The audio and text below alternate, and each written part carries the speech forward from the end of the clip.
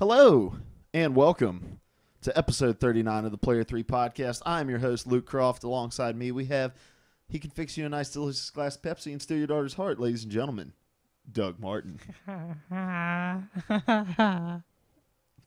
You always make the weirdest noises. And then over here, we have Benjamin D. Hankins. How you doing, buddy? Hello. I've just Doing stopped good. trying what the D stands for. D stands for does not play golf good. That's true, because we played today and we both sucked it up. That was terrible. So, we don't have Dizzy here today. He's dead. gone. And then Larry calls me last night. He's like, "You are going to be so disappointed in me." And I was like, "All right." And he says, "Yeah, I was talking about coming on the podcast today, and then Jessica started getting mad. That's his wife, and I couldn't figure out why until she was like, 'What's tomorrow?' And he was like, 'First day I can be on the podcast in a little while.' And she was like, 'Yeah, it's also my birthday tomorrow.'" Is that a true story? Yeah, that's. So he actually did forget? Yeah, he really did forget. Oh, no. So I couldn't be too disappointed in him. But hopefully he'll be back next week. I was really looking forward to him being here this week because we have stuff to talk about and stuff that we were going to have a ton of fun debating. How are you guys doing there? Sadly, though, he's not going to be here because he's dead. I'm feeling strong. I got a nice, I don't know how Chianti? long I slept. A nice Chianti. What is that? It's Chianti. Yeah. And Ben does not know that because he does not drink Cavanti. stuff. Oh, is that like Cavassier? No. Is it anything like Cavassier? No. Isn't Cavassier like a type of liqueur? No, Cavassier is a... What is Cavassier? I don't even. It's a like cognac. It's like a yeah, it's a champagne. cognac. So it's that's a type it. of liqueur then. Yeah. It's like a whiskey-ish drink. Liqueur and liquor are two different things. You understand that, right? No. Fantastic. You gotta try. There's a beautiful pomegranate liqueur you can buy. I'll have to find one of that one of these days. You can't have it because you're a minister. How are you feeling about the coffee in your Live, Laugh, Love mug? It's pretty good. Is that what this is? Yeah. Could it be an Eat, Pray, Live, Love? Laugh. It can be whatever you want it to be, man. Eat, pray, love. Can it be Spanglish? Why is my computer being C. weird? I don't know. I'm going to restart it. Just Okay. kidding. Anyway, we are the Player 3 podcast. We get together every Monday. No, we're not. Huh? We aren't? We are somewhat. We are people Conspiracy from Theory a 2015. different planet. Oh, crap. Gary's here, too. I forgot him. Gary. We almost forgot him. But anyway, we are the Player 3 podcast. We get together every Monday to talk about video games. We push this out to you on iTunes, Podbean, Stitcher, Blueberry, YouTube, Podbean, all over the place. Or you can come over Stitcher, here to twitch.tv/Player3podcast, watch it live, be in the chat, leave some comments. Get smacked by We come fish. there every now and then. We read stuff that you read in the comments, and we have a grand old time. And then Or you can come here to 985 Blueberry Road. Is that your street? It's whatever you want it to be. in Winston, Nebraska. Let me just give you guys a little bit of a rundown of what we're doing today.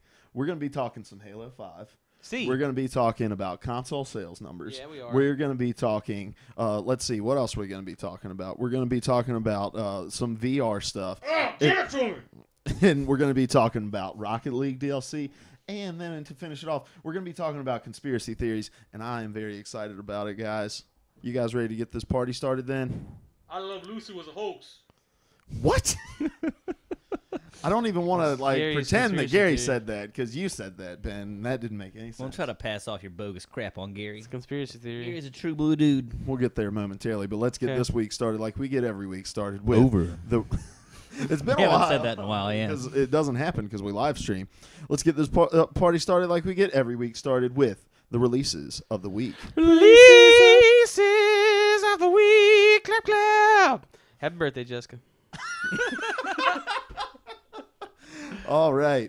Let's move on to the drop. I don't know if Ryan Clements has just gotten lazy or he's dead. or if he's dead. He's Spoiler alert, obviously I am not Ryan dead. Clements. Oh no, something is going on with the Elgato here. Hold on 1 second, guys. Hey, why don't you vamp for me there, buddy? Hey, vamping. Oh, Elmo's World. Cover. Song covers. Elgato is turning red. Hey, It's good. It's getting you signal. guys ever went to Space Jam? Everybody get up. It's time to slam now. Well, Got it's a real broken. thing going down. Welcome Okay. to the Space All right, Jam. we're moving on. No more All vamping. right. We're here. All right. Okay. Releasing on the PS4 this week, we have Eterno Blade. We have Boggle. I hope that's the board game. I can't know because Ryan Clements doesn't put any of that in here anymore. We have the Castle game, Galaxy, the Dimensional, Submerged, and Transgalactic Tournament. So that's all your stuff that'll be dropping. Those are a on lot the of lazy PS4 titles this week. And then, you know what? I am going to not do anything. I'm gonna let it be. And then releasing on the Xbox One, we have the Rare Replay Collection. Woo. Sold. Coming out, Really which is good. 30 Rare games that spans the life of Rare. I saw Conquer on it. I hope it's actually Conquer's Bad Fur Day. Yeah, it is. That's the only Conquer game, isn't it? Is that the only Conquer game? I think so. Okay. Well, that makes me really happy. Yeah. So, and Larry's very excited about this game too. He grew up playing Rare games, and he said he's going to stream the crap out of this. So follow us right here on twitch.tv/player3podcast, and you'll be able to see more of that hopefully this week. I'll talk to him about when that is, and we'll tweet out links when it happens. So just get hyped, get excited about it. Have you noticed how lazy the PlayStation's gotten with the names? Like the titles of games? Yeah. I don't think PlayStation names the games. Well, whatever the developers. You know what I'm saying? You got me. You understand. Dear Mr. PlayStation. It just, we used to have these awesome things like Flustercluck and like the what's that other one where you were like ODST-ing people? Remember that game? No, I don't. It was You're talking about the thing that related Helldivers? yeah, Helldivers. Yeah, that game was awesome. Yeah, and then all this crazy stuff happens. We're tiny on this black screen. Yeah, I'm It's trying to get little. the screen capture thing to work, and this is just Oh, live something flashed television. up there. It's all right. It was Flash. probably just some sort of code that is going to kill us. Say it, Satan. All right. Oh no! Hey, Whatever. Regardless. it's okay. All right. And then we have our PlayStation Plus and Xbox Live Games with Gold announced for the month of August. The Games with Gold are available now, so you can go download those immediately if you would like to. But here's what we got for PS Plus. On the PS4, Lara Croft, the Temple of Osiris. Ooh. Are you excited about that? No, not really. Yeah, I wasn't really excited about it either. I saw Lara Croft and I was like, man, is this the Tomb Raider game? The Tomb Raider reboot? No, but no. it isn't. No, no. It's not. That looks so good. Don't get your hopes up. And then Limbo. I'm pumped about that one. Limbo is a great game. I never got to play Limbo. I played it on Vita and absolutely loved it. So, and See, there's this is sound so- playing out of this, and it's driving me kind of crazy. This is So. what's so good about how is it my computer? No, it wasn't Okay. mine. It wasn't mine. What's so great about it? That I can go and play games like this that were that I didn't get a chance to play back when it cost money to play it, but I can play it for free. Yeah, yeah. I think it was free on Vita, and that's the only reason I got it. So, Mm. then we also have Sound Shapes coming for PS4, PS3, and the Vita, and then Stealth Inc. 2, a game of clones. It's like Game of Thrones, but with clones. Mm. And that's also cross-buy across all three platforms. And then that is all that you will be able to get on PlayStation 4, and those will be available tomorrow around 4 Eastern, probably when the store resets. Tomorrow. And then the Xbox Live's Games with Gold. Actually, before I move on to that, let me mention this: that PlayStation may be adding a voting feature for future instant game collection Yeah, I saw games. that. It was very nice. That's really cool. But then I'm going to get really frustrated because everyone's going to vote on, like, stupid stuff. Whatever that is. I don't know. Can you? I mean, I'm going to vote for Halo 5.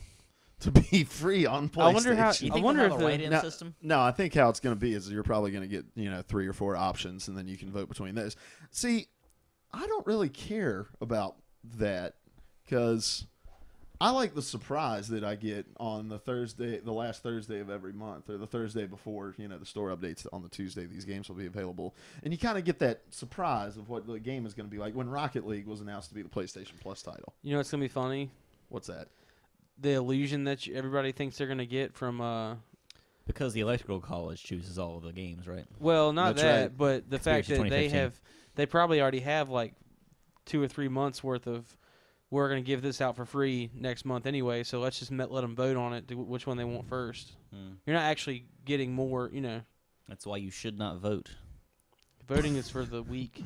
Yeah, you're not going to get something like they weren't planning on giving you anyway. Right. So I'm not really I don't care one way or another about it because Anyway, moving on. August Games with Gold have been announced. On the Xbox One, you're going to be getting the How to Survive the Zombie Apocalypse Storm Warning Edition, and Metal Gear Solid 5 Ground Zeroes for that. And so this comes, 2 months after you could get Ground Zeroes on PlayStation? Something like that, yeah. So, all in preparation. Is this the first Metal Gear game that's on the Xbox? No, they had the HD HD collection. So Metro was on. Is it just Last Light on 360? Yeah, 2033 and Last Light are going to okay. be the 360 games. 2033 for the first half of the month, and then Last Light for the second half of the month. But we don't talk about 360. I know. And PS3, we don't really I care. still own mine. So those are all of your releases of the week. Releases of the week. Clap, clap. Happy birthday, Jessica. We're slowly getting to the time where the floodgates are going to open, and it's just going to be game after game after game. Because I really don't care about the rare replay. I'm ready. I've got a big old jar of change I'm going to cash in right now, and I might get a little dinner with it, but I might. I mean, the rest of it's going to be definitely like reserved for. Do they still do the GameStop? Oh no, that doesn't matter. They do, but I don't. I'm probably just going to get some cash, good old fashioned cashola. Loving cash. Loving crew. All right. Well, let's move on to the news. News with the podcast guys. All right. Happy birthday, Jessica. First item on the list. Bethesda can't make any more Pip-Boy collector's editions. Did you mean that they can't make any more at all, or that they can't? Because I didn't even read the article. But all right. But game over. Why do I even put the show notes because I wanted to ask this. Is it that they can't make any more literally, or they can't make enough of them? They can't make any more. All right, here we go. This is from GameSpot. It Read says, to me. if you weren't able to pick up a Fallout 4 Pip-Boy edition while they were available, it looks like you were out of luck. Bethesda's marketing VP, Pete Hines, told GameSpot at QuakeCon that the studio hit the factory limit on making the editions, and it cannot make any more. So, there's your answer.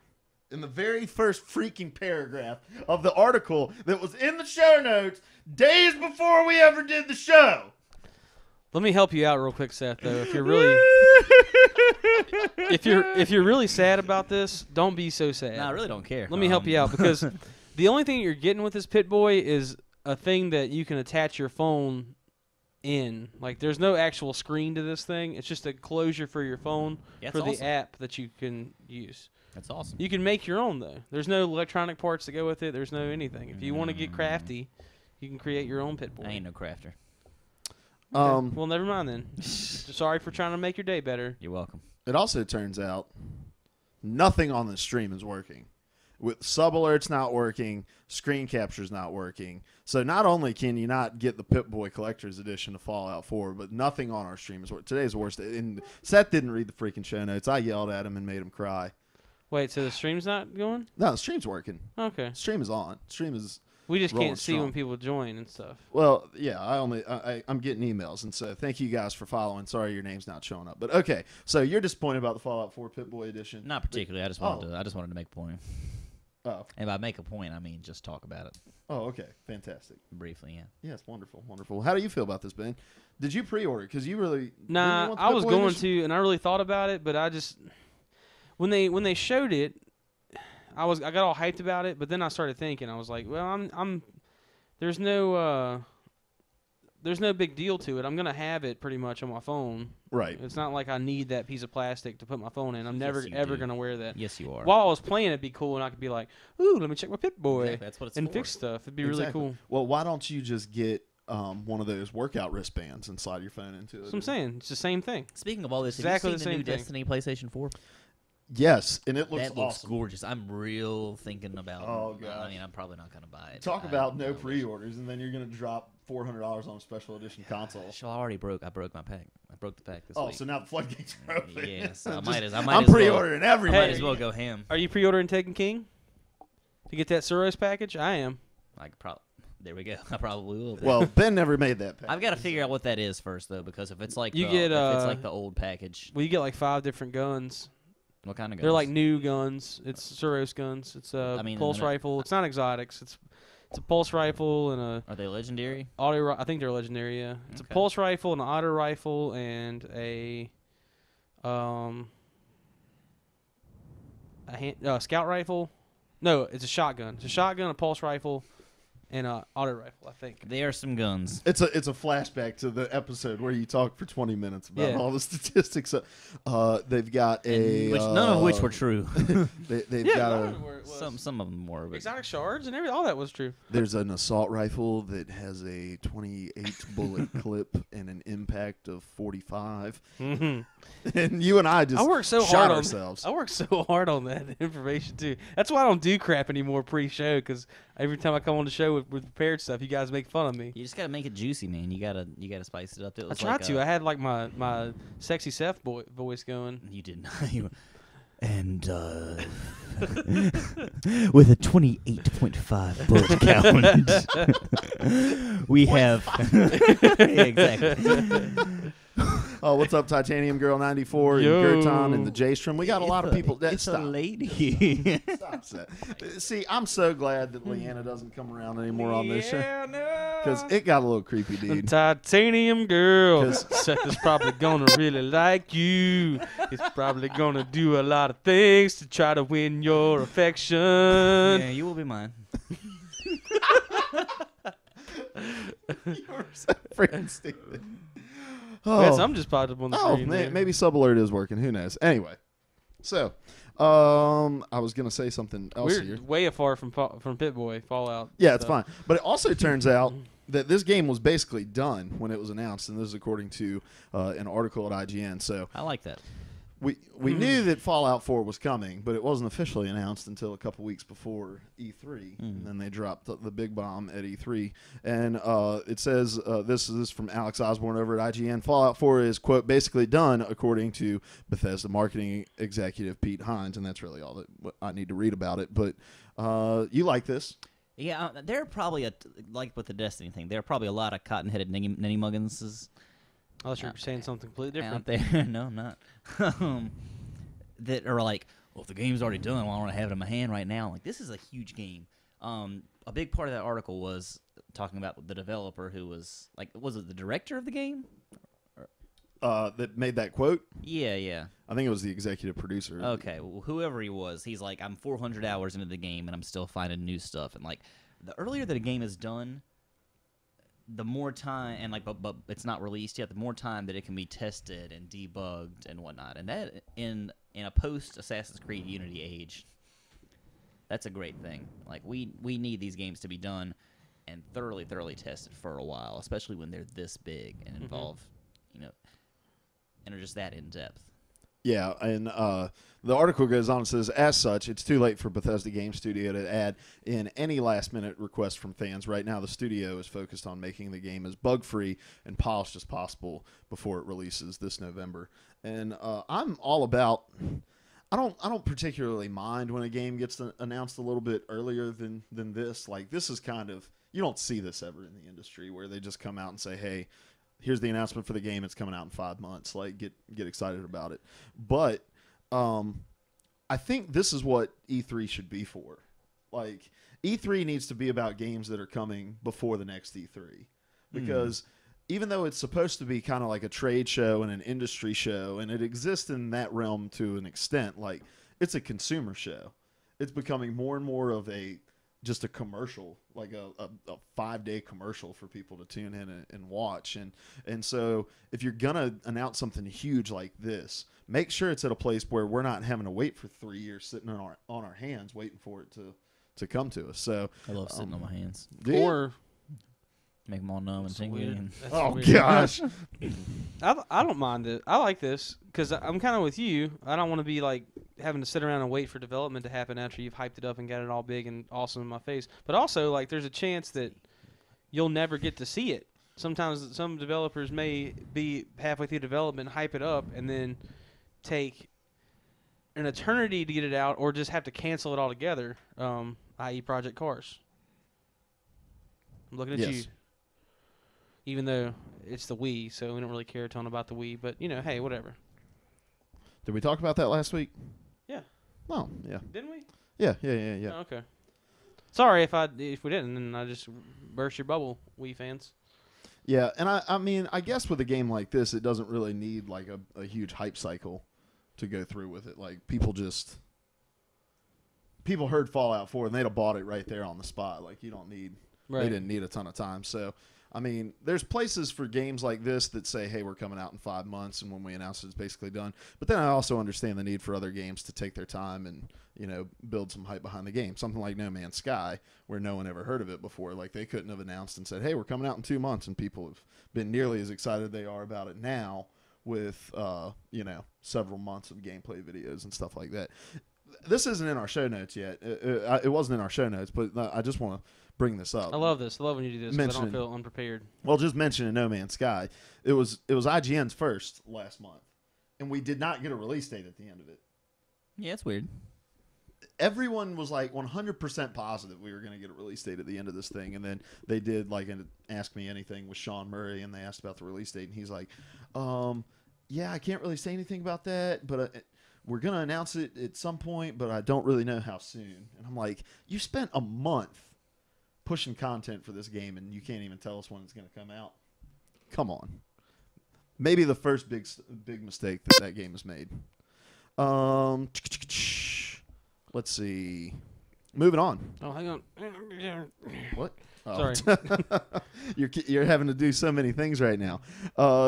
This is from an article at GameSpot. Female hero of Killzone devs new PS4 IP inspired by Game of Thrones egret. That's a really poor headline. It is. But essentially, the main character for Horizon, the new game coming on PS4, that is the main character was inspired by egret. But it's funny because it wasn't just inspired by egret. This is a quote from what was his name? Matthias Dejong? I'm terrible with names. I have no idea. I'm going to call him Mathjus Dejongi. There you go, Mathjus Dejongi. All right. He says, quote, we felt we had quite an original composition and combination of elements with the robots and the nature, so we also felt like it needed an original and strong character to go with that. One of the directions we were very interested in was a character like Sarah Connor in Terminator, Ripley in Alien. John Connor. That's what it was. That's the name. I'm sorry. That was we were trying to figure it out earlier. Welcome to Personal Conversation. Hey, do what you do. Or more recently, Egret from Game of Thrones. Very strong female characters. That's where we started. End quote. Go ahead. That's the thing. Like, look at this girl. She looks just like Egret, but just with a big old metal bow. Oh yeah. Like big red Shooting truck that was mammoths. coming a mile away. She's mammoths. Yeah, I'm all about this. First of all, Egret's maybe my favorite character in Game of Thrones. What? I said it. Probably just because she's a redhead, and that's just how life goes sometimes. Speaking of, I'm going to tell your wife. Well, I'll tell my wife. He just did. Lauren to the podcast. Lauren. But no, I kind of like this new. Games aren't just like marine space shooters, big buff, broad guys going and shooting a bunch of stuff. Now we got big buff broads. Yeah. But there's a much wider range and scope of like who we can play as in games. And actually, Phil Spencer spoke about this, both like from a development side of games in terms of like the people we play as in games, but also just as an industry. And I wanted to get you guys' thoughts on this. Do you have any thoughts on Egret being an inspiration for? I don't keep up with Game of Thrones. I got to the point where Hi.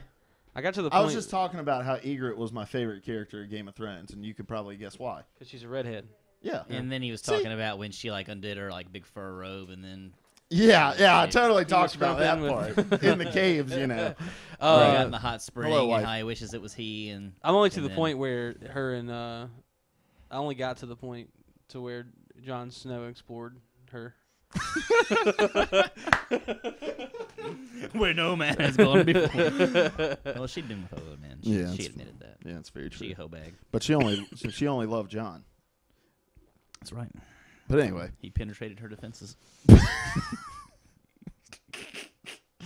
Oh, classic. All right, head of Xbox, Phil Spencer, and friend of the show, by the way.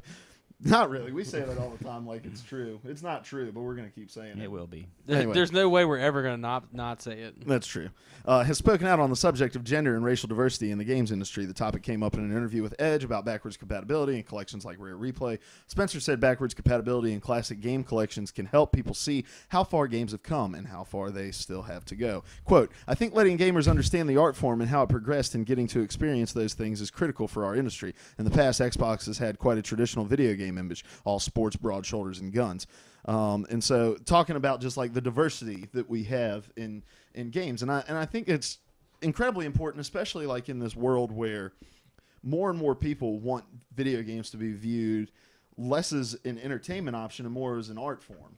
Or I mean, I guess in both, like kind of like how movies and television have become now. Like both have so many styles that you can do, so many different stories that you can tell, and there was a day where a female protagonist in a game was like a huge deal. Right, because again, there was a time, there have always been girl gamers, but they haven't been, like, they're becoming more and more and more of them, and it's good for guys to play as girls too. Like I love some of my favorite characters in literature and in film are female characters, and it's great that we're being able to finally access that and kind of get to experience that in a different way. Yeah, because it's all about perspective. Well, and we talked about this a lot when we were talking about the FIFA 16 cover and the fact that they were featuring women's teams. Like, there's this stereotype in the gaming industry of misogyny. Like, gamers for the most part are misogynists, and like whenever like let's say like a female shows up into the chat and her gamer tag, like her screen name says girl or something, like you always have that creep who's like, ooh, it's a lady, you're gonna be mine. Yeah. But those guys. But regardless, there are people just who view gamers as people who have a disrespect towards women and spend any time playing a video game online where people are chatting just in a lobby together, and you're going to pick up on some of that stuff, or have a woman be brought into a party or a lobby, and you're going to see that. And so I don't know if necessarily having female protagonists and that sort of stuff is going to alleviate the problem, but I think it helps, and I think it allows gamers to kind of see, like, experience things in a wider thing. Like, we play as Space Marines because, like, we always kind of dream of being the hero, and we can connect to that, and we get some sort of sense of what it means to be that. And even down to like first person experiences like Gone Home or like The Vanishing of Ethan Carter, like you connect with the character that you're playing as to the point where you feel like you're kind of experiencing life as they experience life. And so as we have more and more female protagonists coming into gaming, like, you have more and more experiences to connect with across a wider range of people and lifestyles. So yeah. I think that's really cool. What's up, Mateo? 1, 2, 3, 4, 5, 6, 7, 8, 9. But anyway, yeah. So Ben, your thoughts on this, or are you just typing away? I'm trying to be all things to all people. I think it's really cool, like, because we're under a century away from women's suffrage, like. So you think we're that close? Like 95 years sounds like a long time, but I got kind of confused for a second and like thought that you were saying that we're getting very close to women's suffrage. And that ship has sailed. We're not that far from when women didn't even have the right to vote. So I think it's funny to think about how far we've come as a country with women's rights, period, and then now how far like gaming's come with the women's right to be represented in a game, because there are plenty of people. Like, my sister's a very avid video game enthusiast and WWE fan. She's okay with WWE, I think. I guess we figured out where the NWO headquarters are today. Yeah, it's in the Denver International Airport. Yeah, but we didn't know if that was like the real New World Order, or like the conspiracy New World Order, or if it was the wrestling New World Order. But it might be both. Probably, no, that was New Order. That was a band in the 80s. They're, like, it's just cool. It's cool to see, kind of like the conversation we had with the FIFA thing. Like, it's just cool to see more representation of strong women characters that are that can give women a good name in sports. Because I know, or that in video games, period. Because I know, for me, and it's not because I'm sexist or anything, I feel weird sometimes playing with a female character if I have a choice. Because you think that maybe you might become transgender. No. But if I have a choice between like picking a male and a female character, I'll usually pick a male character because feel like I'm you're pushing male. the boundaries of yourself, and you're not quite comfortable with that. But you will. I don't feel as immersed if I pick a female character because I'm the problem is that you feel too immersed. You're like, what if a man comes in this game and begins to explore my body? And then like and I kind of like it. And then you get Right. Fallout 4, and you try to start getting with the dog and with the robot, and then You can't do that. You can't do any of that, can you? You will. Okay, well. They came my out point- and said you can't romance the dog or the robot. My point was It's trying only a to be matter of made, but it's time, man. okay. It's gone. It's gone now. Go ahead. I'm sorry. It's gone now. It's far gone. It's gone away. Conclude your point. at Long least. away. Well, I just think it's cool that people have more of an option now to play it. You know, to feel like you're okay and be a female gamer. Like there's not as Yeah, like we were at Marshall's a couple days ago. It was last week, and we were looking at the coffee mugs, and they had like a Superman and a Batman, and it was like the yellow on the Batman logo was glitter, and the Superman logo was glitter, and there was like a Teenage Mutant Ninja Turtles one that had glitter, and there were several other cups that kind of were more geared and advertised towards female people, and it's like even as close as 5 or 6 years ago, you didn't really see stuff like that, but now like. As nerd culture has become more and more of like an accepted thing to the point where it's almost kind of cool to belong to the nerd culture. You see a much wider range of people involved in it, and gaming especially.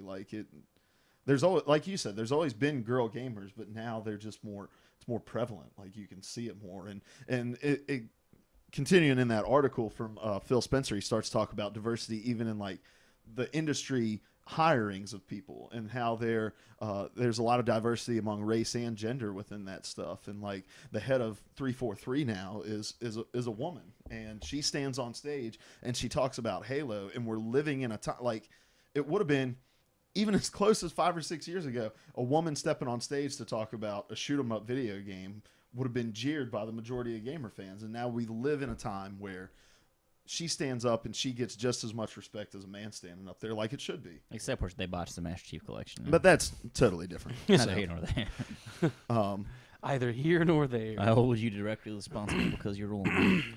Speaking That's of not true. I don't mean that. speaking of 343, there's been some news, and I'm so upset that Larry isn't here. I was almost positive. I we was were looking gonna forward get to discussing that with get him. into, a fist fight. I'm wondering what side of the fence you're We on. moving on to this? Yeah, we're moving on. I to have a this. very solid stance. Okay. All right. Well, we'll at least be able to talk about it because Ben's like doesn't care. So I care a little bit. there was an article on GameSpot about why Halo 5 has no split screen at all, and I'm going to read probably a chunk of this, so just bear with me. Halo 5 Guardians is doing away with split screen, a feature that is basically synonymous with Halo. This announcement drew heat from some fans, and now developer 343 Industries has responded. In a post on Halo Waypoint, the developer said dropping split screen was an incredibly tough decision, but explained that it was necessary to provide the best experience to the players. The decision to remove split screen support from Halo 5 Guardians was one of the most difficult ones we've ever had to make as a studio, executive producer Josh Holmes said. We know that for many of our fans, Halo has meant playing together with friends in the same room. We all have great memories of past Halo split-screen multiplayer matches. To move Halo's gameplay forward and deliver a true next-gen experience, tough choices had to be made. Our decision was driven by a desire for scale, fidelity, and focus to ensure that we would deliver the best quality experience possible, end quote. And just he goes on to talk about the massive environments and just the size and scope of the game that they're attempting to achieve. And as a result of that, they were unable to get all the features that they wanted in there. And Yeah, I feel like we're going to have the same opinion on this. I really don't care. I mean, split screen has always been cool. Couch co-op has been a great part of the Halo experience so far. But we've seen a little chunk of this game now. And from what I've seen, it's probably the most cinematic in terms of the visuals, in terms of the graphics, and in terms of, even just controller functionality. Like, you see like a drone rise up in the middle of a battlefield, and you have to command your people to go around to it. If you're doing this on a four screen or 4-window split screen, you're not going to get nearly as much out of this game, and you're simply just not going to enjoy it as much because you need that full screen in order to really capture the experience. Mm-hmm. And also, I think someone on Beyond, or no, it wasn't Beyond, it was Unlocked brought this up last week. yeah, I didn't listen. Is that a really central function to this game is being able to command. Mm-hmm. And if you're doing that, which of course there is co-op on the game, and you can send commands, and I guess your friends don't have to listen to those commands if they don't want to. But the whole thing, like when you're splitting up your screen like that, it seems like it would be just really detrimental to that experience, and it's just not the vision that the developers have, and that's okay. Like, I don't have a problem with it. To the point of the whole like the fire team you have, the other Spartans that are going around with you. Mm-hmm. When you're playing by yourself in that game, it is going to require like those characters are going to require a certain level of AI to not completely piss you off while you're playing this game. Yeah, and it seems like they do. And he goes on to mention like that the AI system that they had in place would not have been possible had they put split screen in the game. And it's like that is a core function of the game. And if I don't want the core function being something that is incredibly frustrating when I tell a guy to go somewhere, but he doesn't even bother to find cover, or he isn't shooting at enemies or anything like that. And so if it's a matter of me being able to play split screen with somebody, or me being able to command another one of the Spartans and they actually do what I'm telling them, I'm going to pick the latter of the two. Right. And I think a lot of people saw this article and thought, well, they're just blowing smoke and they don't care, and they just don't care about the gamers. And I'm going to try to voice a lot of Larry's opinions about this in a non-condescending way, even though I don't agree with him specifically. He has points. Number one is that Halo, for so long, this was the feature. Like, Halo succeeded on the original Xbox because of LAN parties and split screen. And his second thing is that he plays with his wife all the time. And so that isn't possible now. His other point is where, to me, it kind of breaks down. He thinks that they removed split screen to encourage people to buy another console and to buy another game. And I don't think that's possible. I don't think they will be able to recoup the money that they lost off of people who just said, this game doesn't have split screen, so I'm not going to buy it, off of the people who are like, well, I'm going to go buy an Xbox One and a copy of Halo 5 so I can play it with you have to be a real sheep to buy a whole other console and a whole other game specifically just to play Halo. So I really don't think that any of the brainiacs over and any Microsoft studio, including 343, would bank on that. They could, but I really doubt it. There's got to be some science there. Well, like I said, I really actually respect that these guys are making a development stand and doing something kind of against the grain for this franchise for the first time, and not allowing what's been a major tenet so far into the game in order to produce a new vision to the best of their ability. Yeah, I really think that's going to be something, and like it makes me look forward to playing this game. And it's just and I don't know if I agree with what I'm about to say, because I think there's like a perceived doublespeak when it comes to the way people react on the internet, but then you have to realize like the internet's made up of millions and millions of people, and so differing opinions exist. But on the one hand, we have gamers who want games to be considered art forms and serious works of art and entertainment, and then when a decision is made to stay true to the art form of making video games, just because it doesn't align with the things that they would desire to have in the game, they jump at it and say that this thing is atrocious and it's awful. Also, 343, they had Halo 4. That was their first Halo that they made. And they tried to really kind of stay true to what Halo was, and they failed in a lot of ways. And we've talked about that with like the ordnance drops. And in terms of the multiplayer, yeah, but I think in terms of story, Halo 4 I was probably the most impressed with. Like, it took a great leap towards like high science fiction in terms of the story. But that could be all personal opinion. It just kind of depends on what you dig. Right.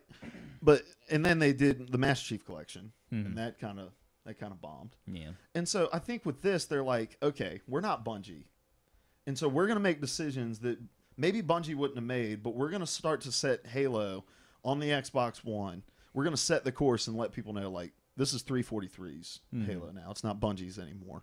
And distancing themselves from this feature, while it may hurt them in the short term, is going to allow them to create big maps and landscapes, and we're going to not have the pulling forward, hopefully, that we see in so many Halo games, because I think that takes you out of the immersion when it's like, hey, we're all playing together. Someone's like, just kill yourself and you'll be pulled forward, and hopefully that won't exist now.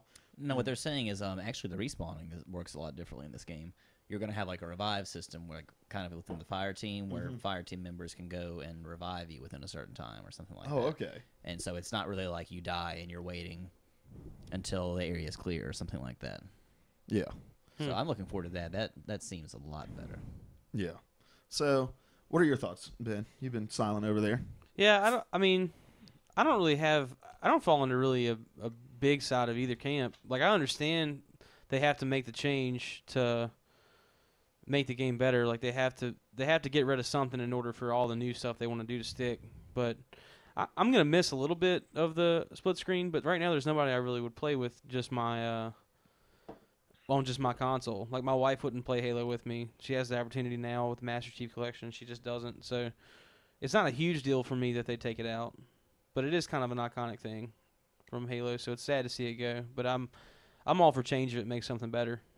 Yeah, and what we have to remember is these decisions are both artistic and economic. Like, in order to achieve the art that they wanted to achieve, they had to make this decision. But they also looked and they probably saw, like, okay, split screen is something that we can remove and probably not lose a ton of money on. Like, they made that decision with the money in mind. Because at the core, yes, they may be artists making games, but at the heart of it, they are business people making these decisions, and they have investors that they have to answer to. And so they're not going to remove a feature that's going to cost them a bunch of game sales. Right. And so, like, Larry talks about it like it's this huge deal that a lot of people are going to be super upset about this. And this game's still going to come out and sell 10 million copies.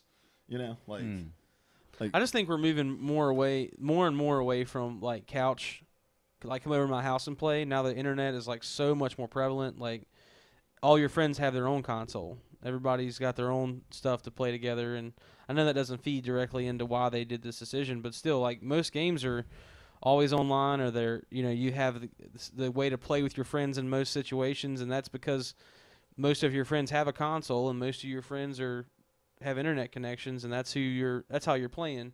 There's not as much physical on the couch play as there is virtual. I think that probably does on the couch play play into that decision to some degree, because again, there's not as much need for it as there was on like the original Xbox, and even on the 360, because since then internet play has come a very long way.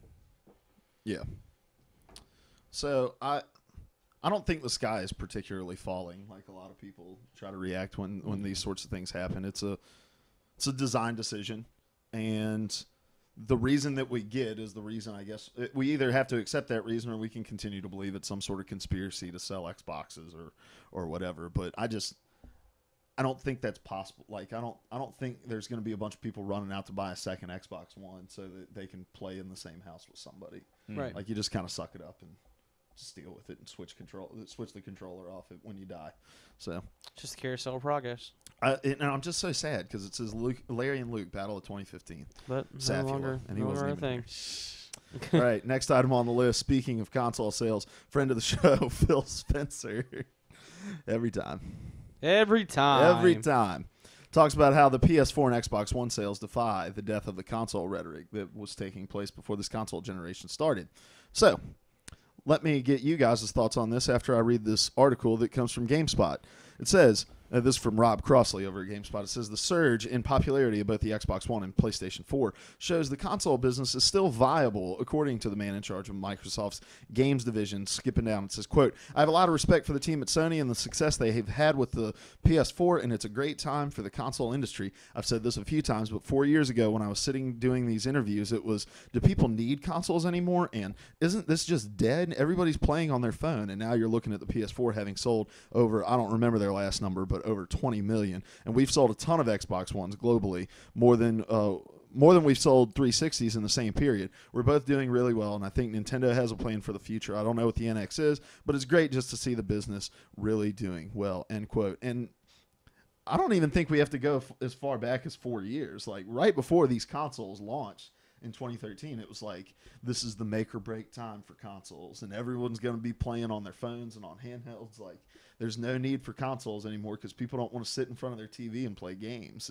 And just that there was kind of like this development gap. Like, the best graphic experiences are on the PC, and just the most accessible experiences are on the phone. So consoles are going to kind of get lost in the middle.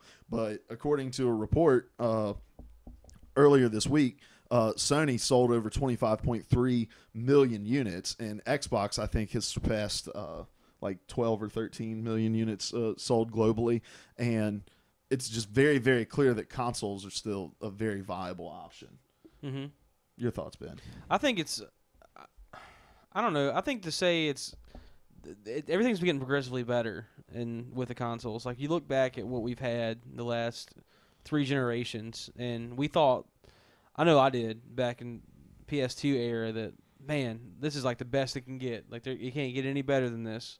And every new generation we get showed that, yeah, it can get a whole lot better than what we've had. And I think that's just it's just our lack of understanding as to how much better things can get visually or gameplay wise. And I feel like there's a lot more steps left in what they can do, especially with all the new peripherals that they're coming out with and everything that they're pushing for this generation. Like, I feel like that the outlook for consoles in the future is going to rely pretty heavily on stuff like on the peripherals and things that they're pushing out now. But I think I think there's a bright future for consoles. I don't think you can count that out anytime soon.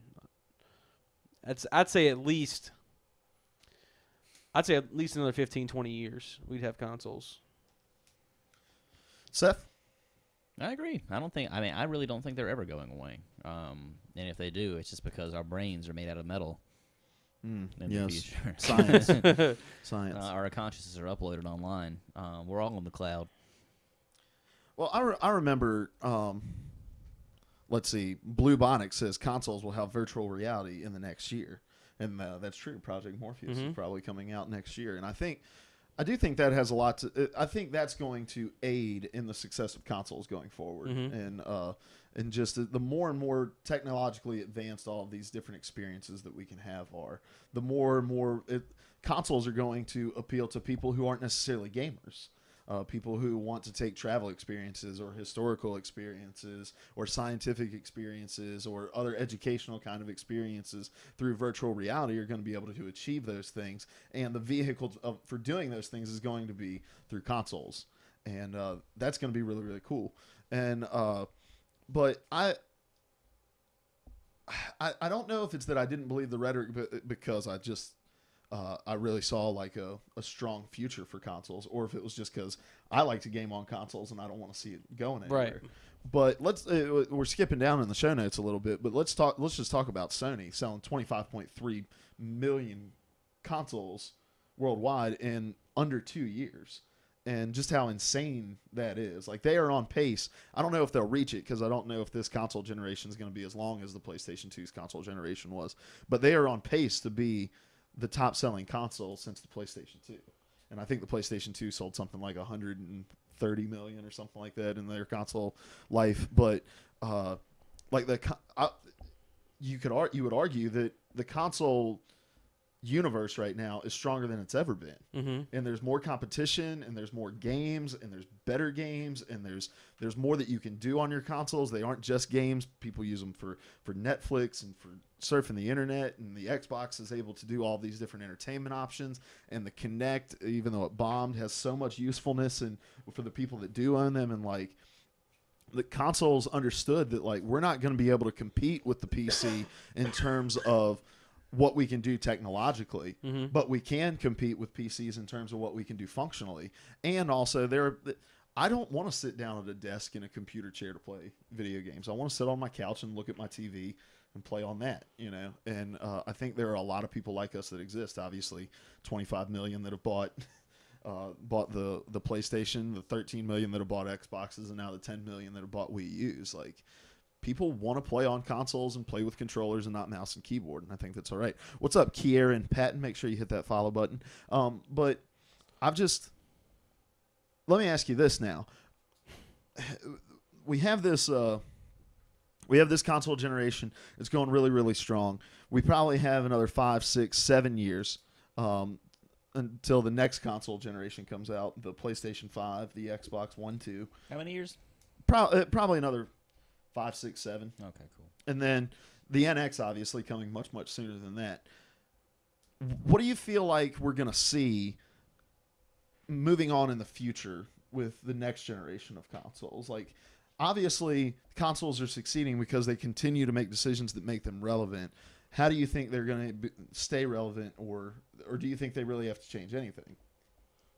I don't know. I mean, I kind of answered a little bit earlier. Like, I think the peripherals that they're doing now, like your AR and VR outside stuff, is going to be a lot. That's going to be a lot more prevalent with the new generation. But I can also see, like, I've always waited for the time when I have a room that I have to dedicate to a game, because it's like the gamer thing, where everything's around you, and that's the virtual reality. Like, you have to have a room to do the stuff. Now, I don't know, that's probably like way, way, way future if that ever happens. But I think just the more, and you say this is a bad word, but I think it's a good word, the more immersive that the games can be, because that's all virtual reality is about, like putting yourself in the situation. That's what artificial reality is about, is bringing the stuff to your, making it immersive, making it there. And I think the further you get into that, the more you get into, like, this game experience is right there for me to I can reach out and touch it, or I'm in this world, like you said, having like travel experiences and stuff like that, where you're thrown into the situation, is really going to add to the future of what we see with this. And even with the new, like, where TV and stuff is getting towards the a la carte system, like things that are, you've got like the PlayStation View, and you've got like Sling TV that you can run on your console, and you've got all these different things that the consoles can start replacing the set-top box for your it's your entertainment console, just like you said. Like, it starts replacing all the pieces of hardware underneath your TV, to where you don't have to have anything but that thing. And I think that's a huge move for consoles to start getting into to start planning for the future, thinking about, what do we need to do to stay relevant? What do we need to do to get in the most people's hands and get the most exposure to people? So, yeah. Yeah, I think, we talked a couple weeks ago about Comcast partnering with EA and, like, them turning their set-top boxes into gaming consoles and those sorts of things. But, like, I think what we're going to see is less and less of cable company set-top boxes being the thing, and more your consoles acting as set-top boxes. And that was kind of the vision for the Xbox One. And it was maybe an overstated vision for the Xbox One when they announced in 2013, because there was so much backlash. But I use my Xbox One for Netflix more than I use it for gaming. And when I had cable, routing my my DirecTV stuff through it and using the Kinect commands was awesome. I love using Spotify on the PlayStation. Like, there are all of these multimedia functions in these consoles, to the point where it would almost be smart for a company like DirecTV to say, hey, when you sign up with us, you get a free PlayStation 5 or whatever, like the next thing is, and that acts as your set-top box, and you can play PlayStation games in it and through it. But, like, making these things into multimedia, it's one of those things where, like, there's always somebody who's just ahead of the curve on innovation, and it bites them in the butt, and that may result in the fact that may result in a future where gaming companies want to stay as far away from that kind of stuff as possible. But I would be perfectly fine with having one set-top box that just does everything for me. And which I'm also a guy who heard Xbox One's vision in 2013 and didn't get all up in arms about it, because I thought they can achieve all of this stuff. There are enough people that work at Microsoft in the Xbox division that they can pull this crap off. And some of the stuff was not communicated very well, but in terms of vision and in terms of purpose of what they were trying to do, I thought it was not completely okay, but it was okay. And again, I've said it several times. I love my Xbox One specifically for that reason. Like, in terms of games right now, like, yeah, I've got some games that I play on there, and I love it for that. But I also really enjoy just streaming video and just using a lot of the Xbox One's functionality. And it's the closest to that vision I think that we have on the market right now. Yeah. So I think we all agree it's going to be strong, like in the next coming years. What about Nintendo? What about their future? What do you? What thinking? about Nintendo? You know, you got the NX coming, and in 5 or 6 years, I think Nintendo's future is going to be a little bit more set than PlayStation and Xboxes. So, what do you think is the future for them? I don't know. They've got to get on board to some degree or another. Like Nintendo, I kind of view as like these outsiders that are just making the games that they want to make, and I really respect them for that. But at the same time, they're making the games that the majority of the people don't. I'd say the vast majority of people don't want to play because they are going for these AAA titles on Sony and Microsoft consoles. And while Nintendo still is a force to be reckoned with, they as long as they don't have a console like Larry says, they can compete with the HD graphics and the presentation of Microsoft and Sony, then they're not going to be on par. And hopefully the NX can have something to do with that. And third-party support. And that, too, because, again, like, everyone's talked about it 1,000 times. Like, what was it? When the Wii U first came out, they were still making, like, Call of Duty for it and Assassin's Creed and this, that, and the other. And, like, it is... I defy anyone to enjoy playing those games on the gamepad. Yeah, that they have need out a right complete now. redesign. Yeah. And they make controllers for it, and that's marketing, and I understand it.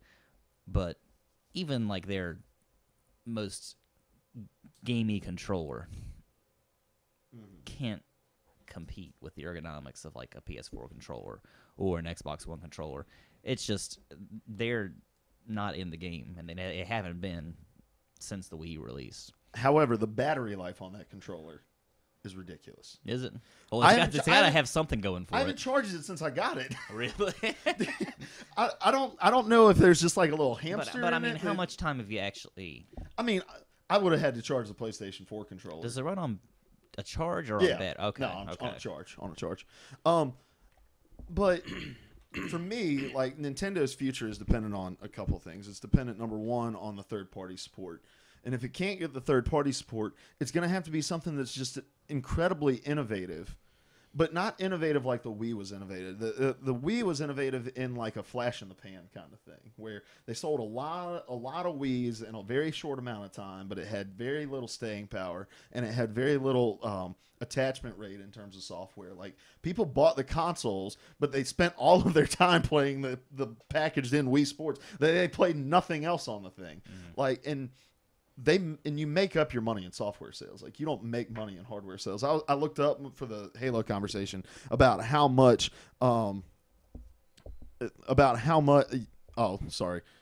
Gerton 500. We are on a new laptop, and I'm still figuring everything out. So yeah, the sound and the video are off a little bit. I apologize. And what's up, Pizza Sheep? Make sure you hit that follow button. We've never had a celebrity in the chat, unless you're a celebrity, and I bet you are. But anyway, I looked up the numbers about how much profit like an Xbox One sale makes, and I couldn't find any recent numbers. But when they first came out with the $500 packaged in with the Kinect, they were making $17 of profit on a console sold. Like, it cost not much less than what they were selling it for. And so you don't make money in your hardware, you make money in your software. But it would have to be something incredibly innovative that has staying power. So like the idea of it being a crossover between handheld and like a console experience, because of the success of like the DS and stuff like that, and because we don't really have that kind of play it at home and then pick it up and go with it unless you're talking like Vita cloud saves or something like that. But that's not seamless. Right. So it would have to be something innovative like that. But right now, the Wii U is a first-party machine. Like, you're playing your Smash Brothers, you're playing your Mario Karts, you're playing your Splatoons. You're going to be playing your Mario Makers. You're not playing third-party games on this thing. And the third-party games that have released on it, like Zombie U, have not sold well. And have not been all that accepted. And so if they want to be successful moving forward, they're going to need third-party support and innovation. And if they're not successful in the next 5 years, they're going to have to start looking and saying, we are developing an entire console just to play a library of games that we develop. So why not just nix the cost of making consoles and just make our software for other platforms and then rake in the dough and probably in the console war with whoever they decide to develop for. So anyway. Your thoughts, Ben? You're a Nintendo fan. It's funny. Seth and I aren't really Nintendo guys, Right. But you are. And I like you've been very Nintendo. silent Well, I'm lately. a handheld. I don't want to step on anybody's funk. Y'all seem like y'all have a good conversation going. I'm a handheld kind of guy. I'm not really a I don't know. I'm not really a console Nintendo guy. I was a console guy back in the day, but that's kind of the point I'd like to make is like Nintendo's like that guy you went to high school with who is still like stuck where like you guys used to hang out and stuff in high school and do a bunch of crazy hijinks, and you've kind of grown up and moved out of your parents' house and gotten a job and you pay taxes and you make a decent salary, but he still lives with his parents. With your parents. He still lives with his parents, and he hasn't quite gotten a good. He still works at like Kinko's down the street. Hasn't really got a great job, and he's kind of making it. What you got against FedEx Kinko's? Nothing against him. I'm just saying, like he's got the same job he had the summer of your junior year because he hasn't really moved on from anywhere, and there's nothing wrong. There's nothing wrong with that, but if you plan to like. If you're trying to push to I don't know, to get better, you don't want to be that guy stuck in like back in high school. You want to be the guy that's moving on and trying to push to better yourself. So you're saying Nintendo's that guy. Yeah, I'm saying Nintendo's that guy. And if I know a lot of those guys, and those aren't cool guys, a lot of those guys. I know one guy that's close to that guy, but he's a very cool guy. I just realized half of what I just described. Seriously.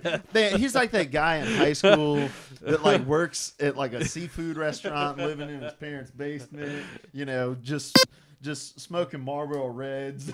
See, Seth is the reason that Nintendo is still somewhat profitable though. Like he's the 1 in a million console that's good. I have a degree. He does have a degree. He went to college. That's the big deciding factor. That doesn't have a degree. You have more than I do. He also does a lot of crack. Yeah. That's how I got through college. Tons of crack. He's just that person who's just kind of stuck in what happened, what worked years ago. He's more the guy who like comes in the office and is like, "Guys, I just found this awesome new show on Netflix called Friends. Mm-hmm. Been watching the crap out of it. It's awesome." And it's like, "Hey, Friends has been out for a long time." And the Wii U is like, "Hey guys, brand new concept." HDMI port. we're putting it on there, and Xbox One and PlayStation are just like, what? What? You guys, 1080p. It's gonna be great. And so they're gonna have to find that next thing that's gonna like kind of set the course. And like motion control didn't really set the course for anything. Everyone tried their hand in it a little bit, but it never caught on like it did with the Wii. And it was gimmicky. Like they got to find the thing that's going to define gaming as a whole. I don't even think Nintendo needs to be innovative. Like if they can just be on par with what the other consoles are doing, that's all they need to do. I think they've got enough backlog of first party characters that they could put out a poop Zelda game and most people would jump at it because they're Zelda fans. Yeah, but didn't they do that with what was the Wii one? Skyward Sword? They had Twilight Princess Twilight and Princess. Twilight Princess was great. Skyward Sword. That was a great Zelda game. That had great reviews. Awesome reviews. Okay, it has great reviews, but how many did that game sell? I don't know. I know it was a good game. Like the attachment rate on all of those games on the Wii was poor because they were selling their consoles to a bunch of 45-year-old women who were like, "Hey, video games! I can bowl from my house while I'm drinking sangrias and sitting in my chair." Right, but it still falls back into that same respect. Like you got 360 and PS3 putting out consoles that play in 1080p, and you got the Wii that comes out that's like, "Oh, we're gonna stay back in what are they, 720? Is that the highest resolution they can get?" I think so. Yeah, so that's one thing that's pushing hardcore gamers another direction. They don't have a very big online base. That's what has driven a lot of console sales is like shooters. Like people look for 360 and stuff as online shooter, Halo, that kind of. All that stuff is what they are looking for, the online competitive aspect of games, and Wii doesn't have that. There's no online community for Wii. Like there is an online community for Wii, but it's not anywhere near as prevalent as 360 or as Xbox and PlayStation. And I think those are huge factors in determining who's going to jump to which thing. I think a lot of people, why PlayStation's maybe so far in this race, the console race, is because they have they had all these specs for higher processing and all this stuff that was supposed to be better hardware. And I don't know exactly where they both line up now because I haven't kept a ton up with it, but that's a big reason why people are pushing, because they want better performance. They want something that's top notch, and Wii has never been that. Nintendo has never, never is a hard word. Since the 3-headed giant, Nintendo, Xbox, and PlayStation have all been like the main console stuff. The Nintendo has lagged behind, and I think if they were just on pace with what the other two were doing, like they would put up a fight because of those first party people that they have. If they just could step up to what par, or to the par that PlayStation and Xbox has set, it's the same rant that Larry said over and over again. If they had a console that was relevant to the generation they released in, they would be able to poop gold, because they would have all kinds of people captivated within it.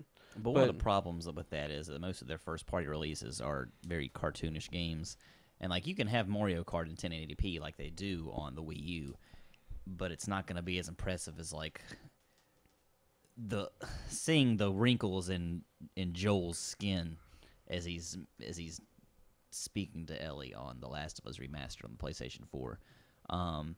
So in terms of that's one of the big problems for Nintendo, and it's not necessarily a problem because Nintendo makes a very different product and they have a very different vision for games.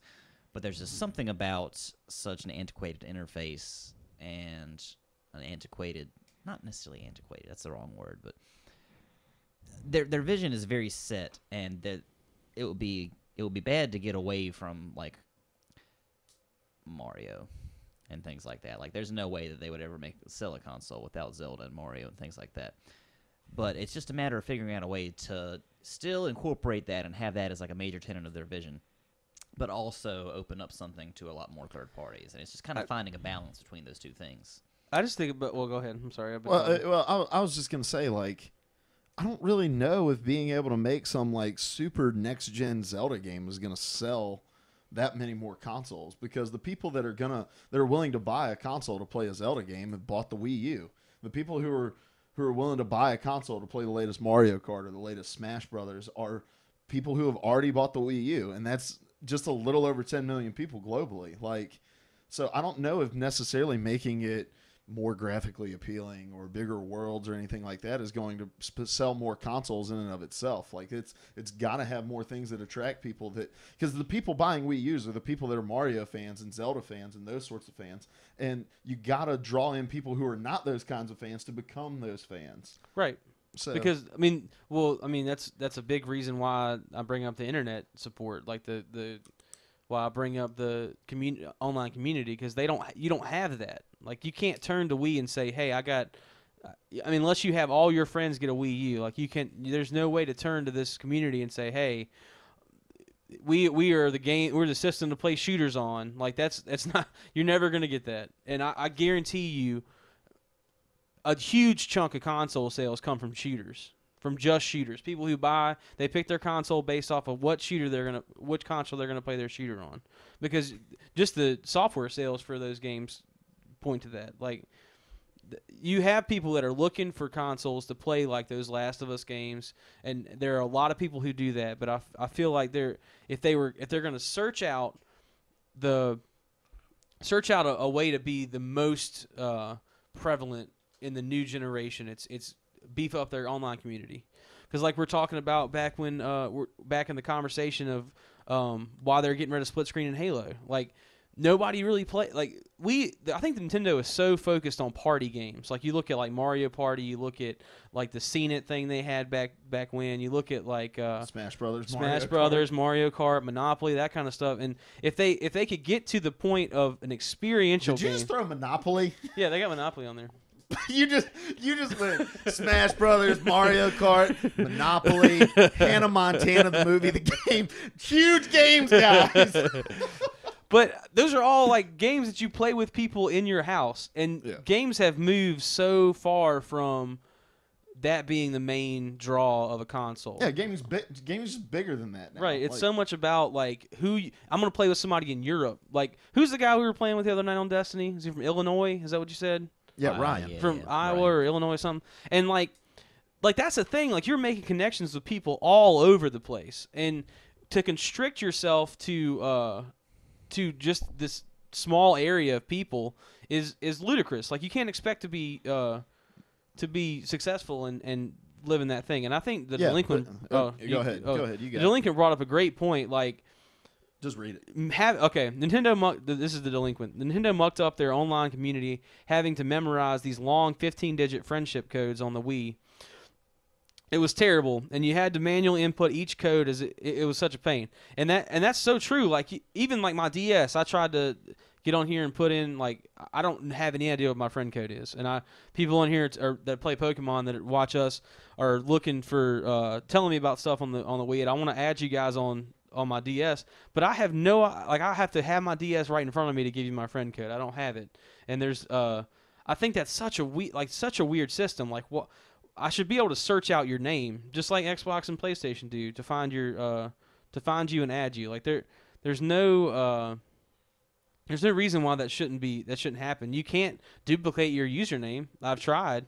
I had to make a new username on my 3DS because I had somebody else had the username I wanted, and it would just be so much better if there was a way to make it more user friendly. Like make the online interactions you have more user friendly, because that's where everything is now.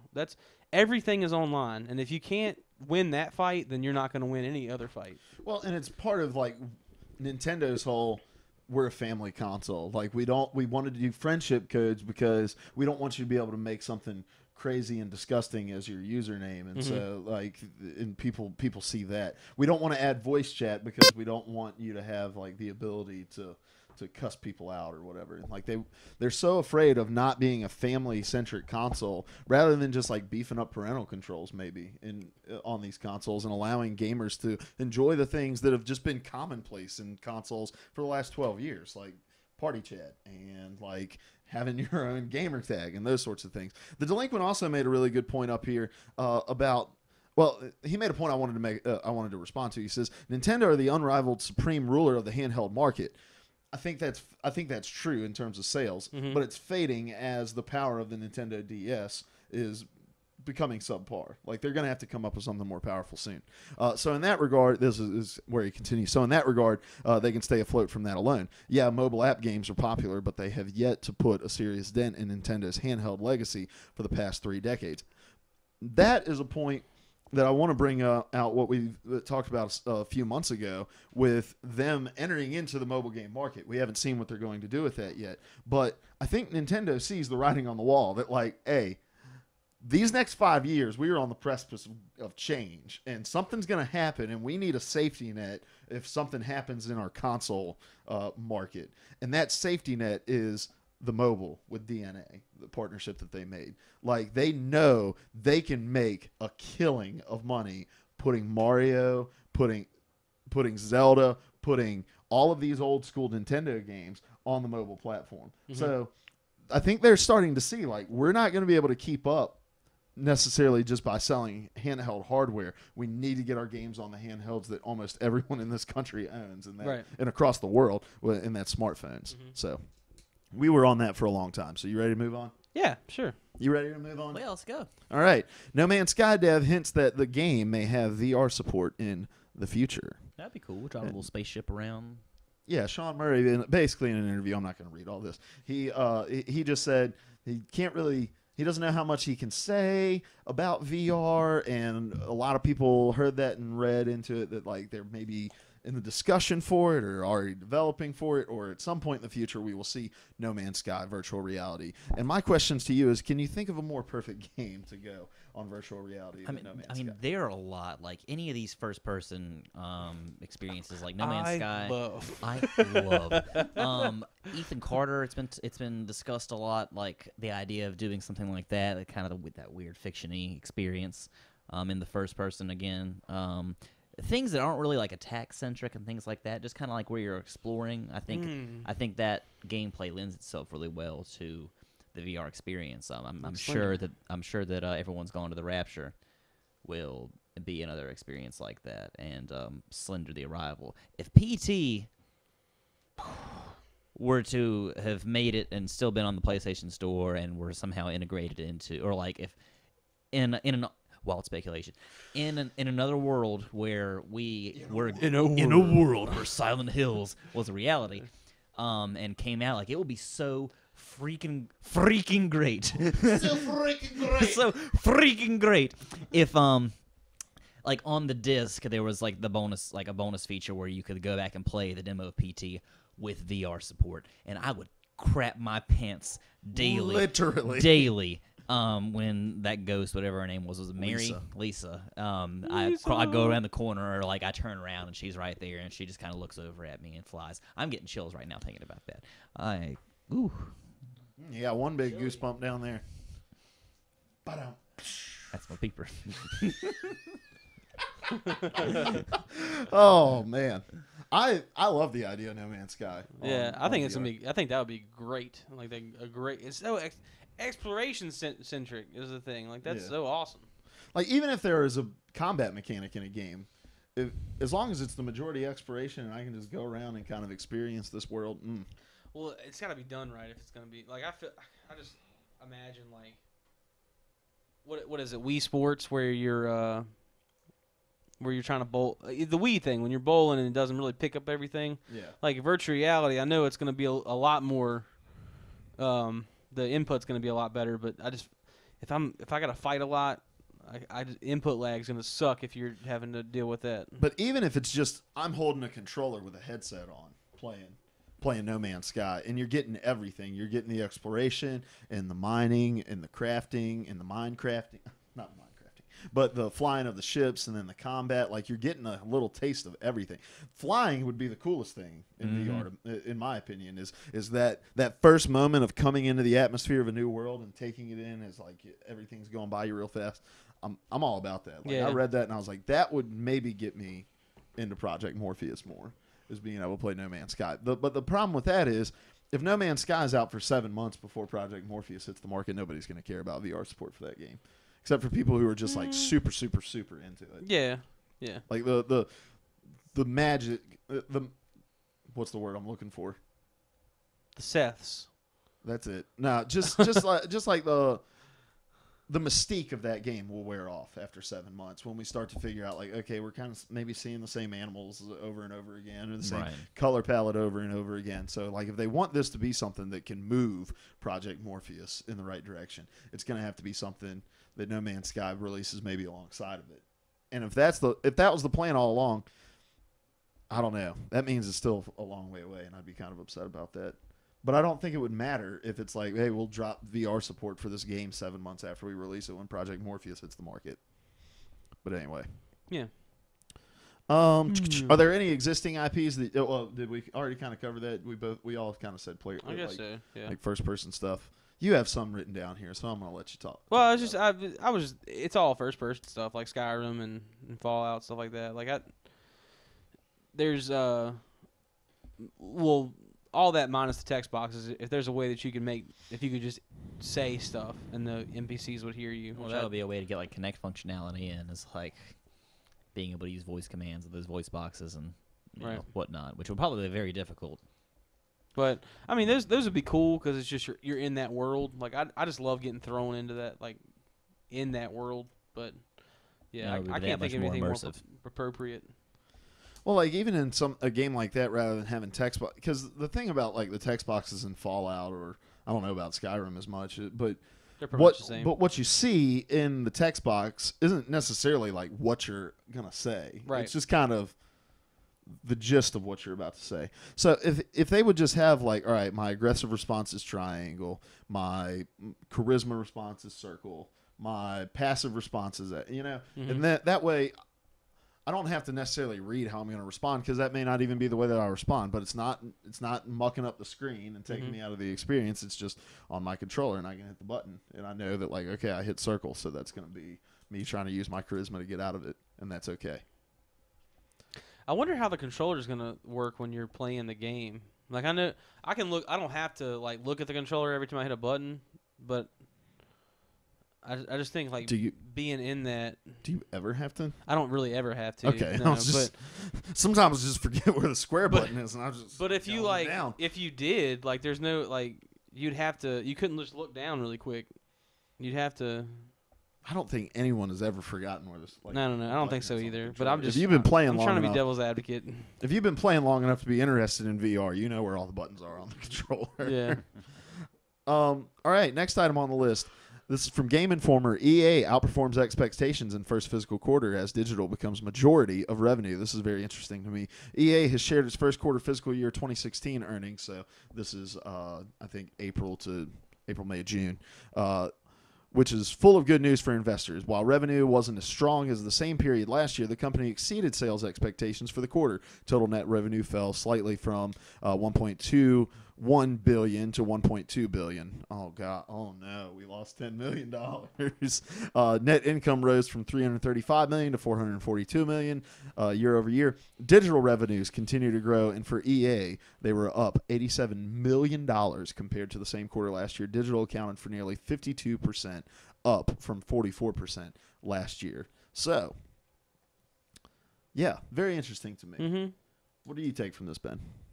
We're big EA access guys, right? We both like it pretty good. The early access to stuff and all the games you get for pretty cheap. The vault's awesome. Like, I could see that being a huge reason why that they've exceeded their fiscal expectation, because they're like you get so much with that, and for you, like, what is it, $30 a year? Yeah, $30 a year.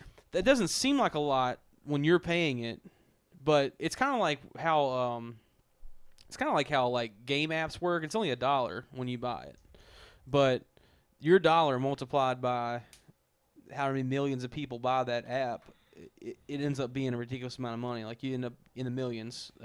And I think that's a big thing about EA. Like, that's one thing that's driven them to this huge profit margin, is they're seeing more and more people interested in this. You pay $30 a year, you get all this awesome content.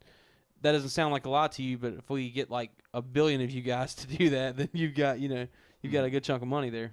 So, yeah, I also think with EA Access, a couple things that we sometimes forget.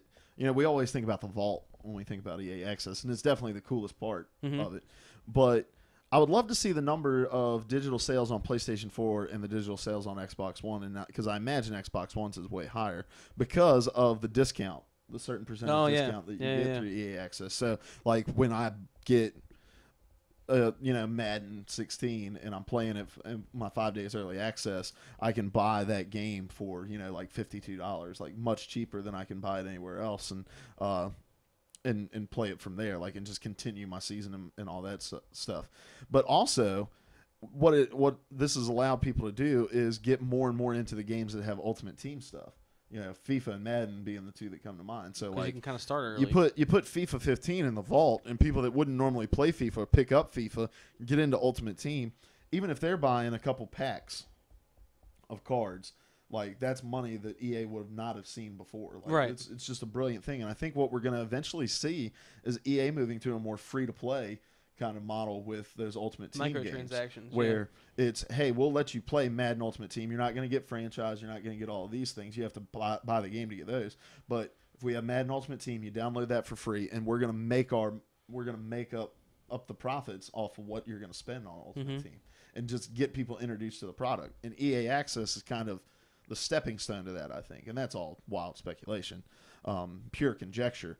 But EA is kind of forging the path for what digital sales are going to look like. Yeah. And I think it's really, really cool. And I think we're going to start to see more developers come.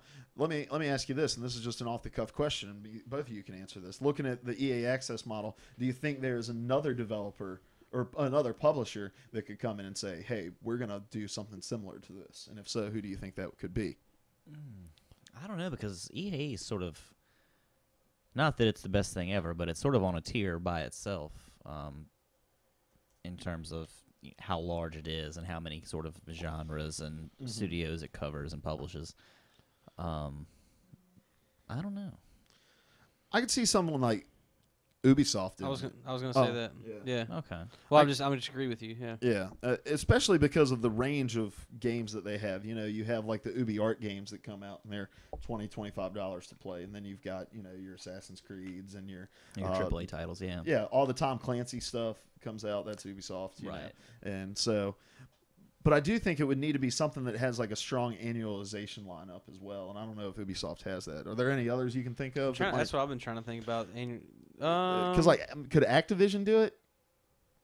With Call of Duty. Well, Activision would be an interesting choice too, just because they own like Skylanders and stuff like that. Do they own all the? Is it Activision that owns the development companies for all the Call of Duty games, or are they one of the tiers?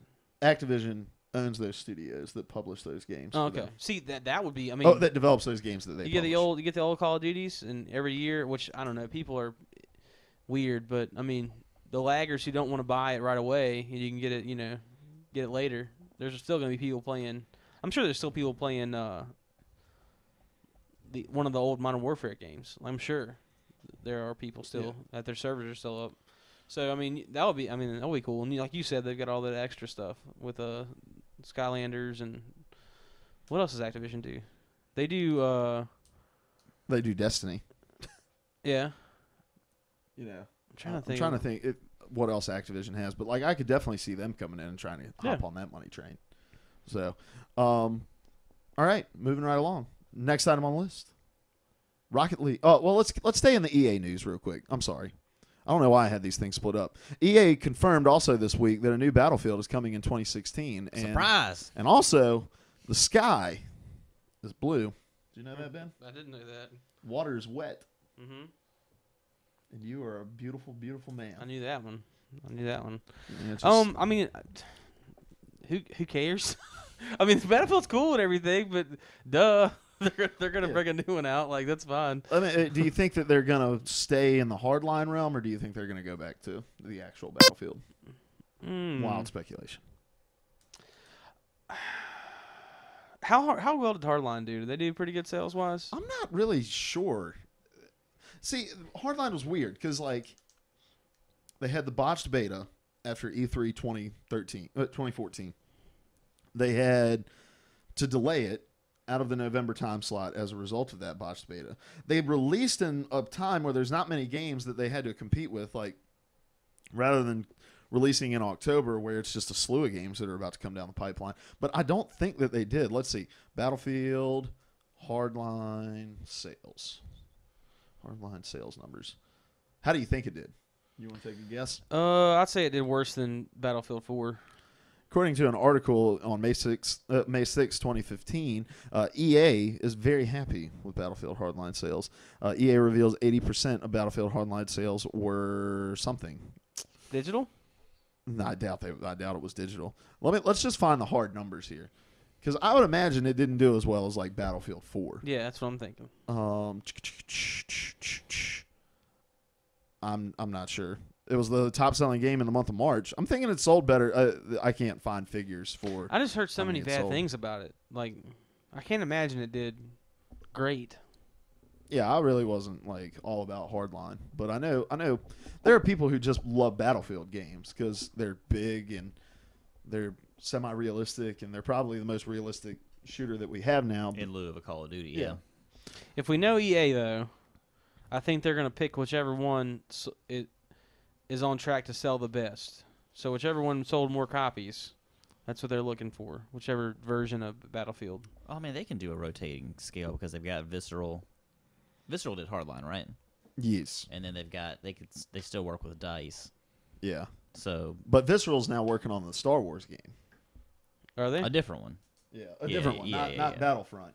They're working on the RPG. See, what if they cycled? What if they cycled Hardline, Battlefield, and Battlefront, and just did a 3-year cycle like they got Call of Duty in right now? I don't know.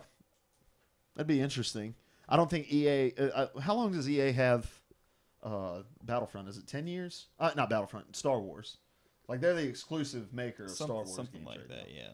I think it's 10 years. So, but I mean they have more in mind to do with that IP than just Battlefront games. You know, Yeah. you got the RPG coming down the line. You've got, and I think DICE is going to eventually get back to Battlefield. I don't think they're going to stay on Battlefront. You'd need 3 developing studios to do that. And right now, DICE has the assets to both Visceral has the assets to Battlefield now as well. But they have. Do they have a third? They don't have a third. Well, I mean, they've got like BioWare and stuff, but BioWare doesn't do stuff like that. Yeah, that's true. So, anyway, moving right along. Okay. Rocket League Supersonic Fury DLC pack is coming in the month of August. This is from a blog post on PlayStation. And again, loading links on here. Let me just give a couple shout outs. Thanks for following us, Trolling Turtle, Roy295, What is up, The Delinquent, being awesome in the chat as always. And he talks about EA nickel and diming you if they did that free to play model stuff. And it's like they're nickel and diming you because Ultimate Team is a nickel and diming scheme. Right. They aren't going to have to come up with some new way. Mm-hmm. Anyway. And then Julie J 34 says Hardline is a remake of 4 and 4 is a remake of 3. Yeah. I mean, just because they're built on the same like engines and assets and stuff, like there's gonna be similarities. Which one started Frostbite? Was it 3? Battlefield 3 was that Frostbite? I think so. I think so. Yeah. Okay. Yeah. Did Bad Company run on Frostbite? Bad Company 2 might. I don't think so. Frostbite. I'm not sure. We don't know anything about video games if you haven't been able to figure that out yet. Right. So thanks for tuning into the stream. Hit that follow button. All right. We're extremely excited. This is from the PlayStation blog about the success of Rocket League since its launch on PlayStation Plus on July 7th. If you missed that, I think you still have time. You have till next Tuesday. You have till tomorrow, right? To go pick up Rocket League. Yes. Do it. Go download it. Just do it. Even if you're not going to play it, go download it right now. Yeah, you're going to kick yourself. Yeah, because you're going to see a GIF of it one day, or a GIF, however you say it. You're going to see that one day, and you're going to be like, I need that game. And then you're going to have to go pay $20 for it, unless you put it in your library queue. So Boom, good. right there. So good. Anyway, we couldn't have done it without you. For those of you who haven't played Rocket League, it's still available for free on PlayStation Plus until August 4th, which is tomorrow. So join in on the fun. We thought we'd bring you a complete rundown of what to expect in our upcoming Supersonic Fury DLC. And then it's going to include some new customization for your cards. It's going to include some new maps to go on. It's going to include all kinds of different customization stuff, and it's coming out in early August for the low price of $4. It's going to be great. Did you see the pictures of the stadiums? You have one's called Utopia Coliseum. I wish we had the screen capture. It looks really cool. Did I get it working? Let's see. No. Sure didn't. That'll be running next week. It'll be running by 3 Topic Thursday. I apologize. But yeah, they looked really, really cool. Let's see. It looks like a gladiator stadium. I can show you guys Rocket League DLC maps, and then That's right here. What kind of right here? yeah, it's kind of right there. But I saw a picture that zoomed out. Let's see. Trippy Main 87. I think Battlefield should remake a good World War II game. Oh gosh, we always talk about Call of Duty. We going lost back. it, man. That would be so good again. We always talk about Call of Duty going back to those days. I'd be down with Battlefield. How big that would be? Gosh, think about like Revolutionary War. I'm never gonna. No But one's you're ever, totally off topic. And I love No it. one's ever gonna play that game. What, a Revolutionary War Yeah. where we're all standing in a line? Yeah, So good, and man. you have like one shot, and then you have to reload. And you gotta dodge the cannonballs and stuff, man. How awesome would that be? No, that sounds stupid. It's so good, man. No, let's go back to this World War II idea, because warfare nowadays is it's much smaller. Like, you're not getting huge droves of soldiers going in somewhere to try to take it over. You're getting tactical teams going in. They're less battles as much as skirmishes. Yeah, and World War II, really the first war that we had that was massive scale, that used like airplanes on a regular basis, and you've got there's all kinds of vehicles you can add, submarines and battleships and. Trippy Main, go on the internet, start a petition to get Battlefield to make a World War II game, and we are all about it. Civil War, dude. Shut your mouth. Shut your mouth, Ben. You can play as World the War Patriot. II. That is what we want. Was the Patriot? That was Revolutionary War, I guess, wasn't it? Yes, the Patriot was the Revolutionary War, Ben. No, okay. Sorry. This is like the time you thought you were I playing love as that a movie. Templar the whole entire time in Assassin's Creed. I Black Flag. downloaded Black Flag, but then I deleted Are you it. going to actually immediately. play it this time? I deleted it immediately after I downloaded it. I was just like, I'm never gonna play it. Trippy Main just got us all excited. Battlefield 1942 is all you need, bro. That's from Flaxcam. All right, moving right along. Here we go. Hey. Oh, is that it for the? That's all the news we have. That's the news. That's all News the with news the that we podcast, have, guys. yeah. All right, let's move on to everybody's favorite segment, and then we'll get out of here for the audio portion. But if you're in the chat, stick around because we do an after-party lounge here in the next 15, 20 minutes where we interact with you, talk about the topics that you want to talk about. But right now, we're moving into everybody's favorite segment, the random question of the week. Random question of the week for the month for this week. Wonderful. Hello, wife. Is everything okay? You dead? Is the dog dead? Is the other dog dead? Can they be? Is the one Luna! dog eating the other dog? Fantastic. Can I do mine first? I know we haven't even asked. I haven't it even yet. asked the question yet, Ben. Okay. I'm gonna freaking kill you. Oh my gosh. Rest in peace, headphone users. Oh my gosh, Ben. Guard your ears. Hold on. Let me guard your ears. All right, typed it in the chat. Ben, you are retarded. Yeah, that was dumb. We're about to fire you. We're That about to was get dumb. Gary to come on the podcast. That was dumb. Gary just did that. It was just forgot. That was to move not away from the Gary. mic. That was you. Don't blame that crap on Gary. Scratch me away Gary's from over the there mic. making Maxwell House coffee that nobody else is going to eat. The J-Strom says Jesus with a Z, so you know he's serious. Jesus. Anyway, random question of the week. Yes. What is the most ridiculous conspiracy theory that you actually believe? I'm gonna Ben. do mine first because mine's really dumb. Yes. Your Splatoon amiibo theory, conspiracy theory, Explain. where Nintendo stole all the Splatoons.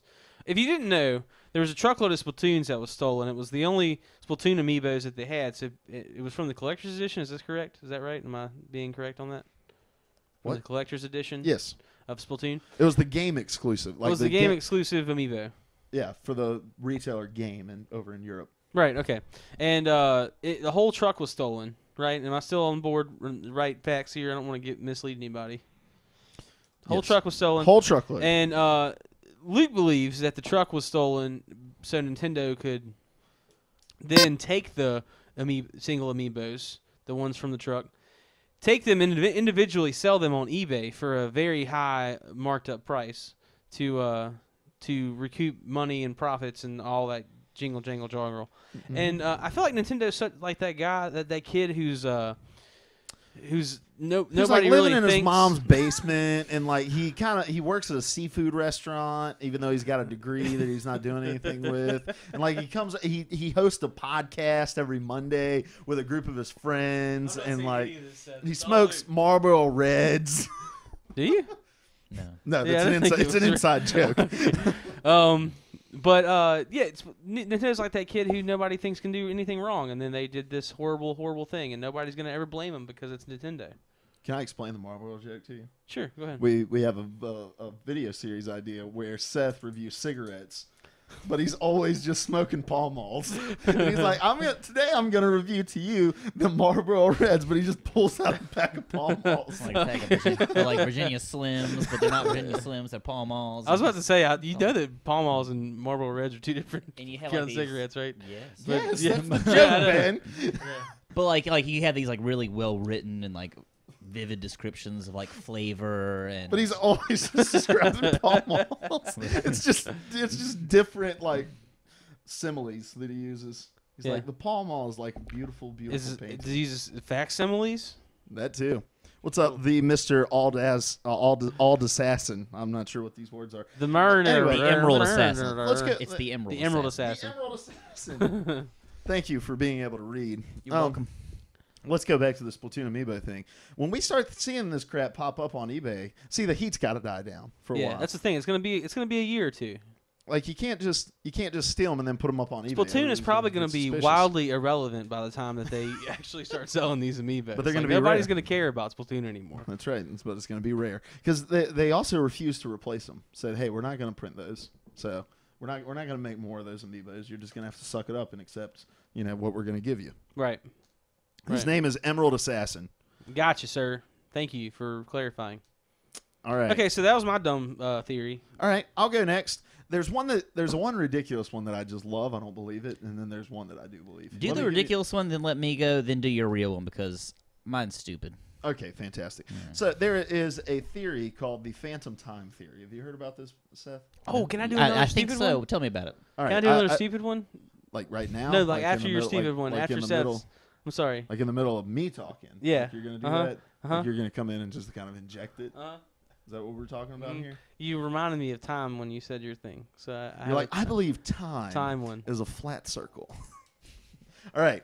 No, the phantom time theory is the theory that we are actually living in the early 1700s because the Dark Ages was made up. Yeah. And this all comes from, and I don't actually believe this. I just think it's really, really ridiculous. But the theory basically says that there were some forged documents and some made-up characters in history that was perpetuated mainly by the church at the time, who marked the wrong dates on stuff intentionally to deceive people. And so historians have found that, and then the Gregorian calendar got thrown off by a lot. And so we're actually 297 years ahead of schedule, living in the year 2015, and we're actually living in the early 1700s. But I don't believe that one. What's yours?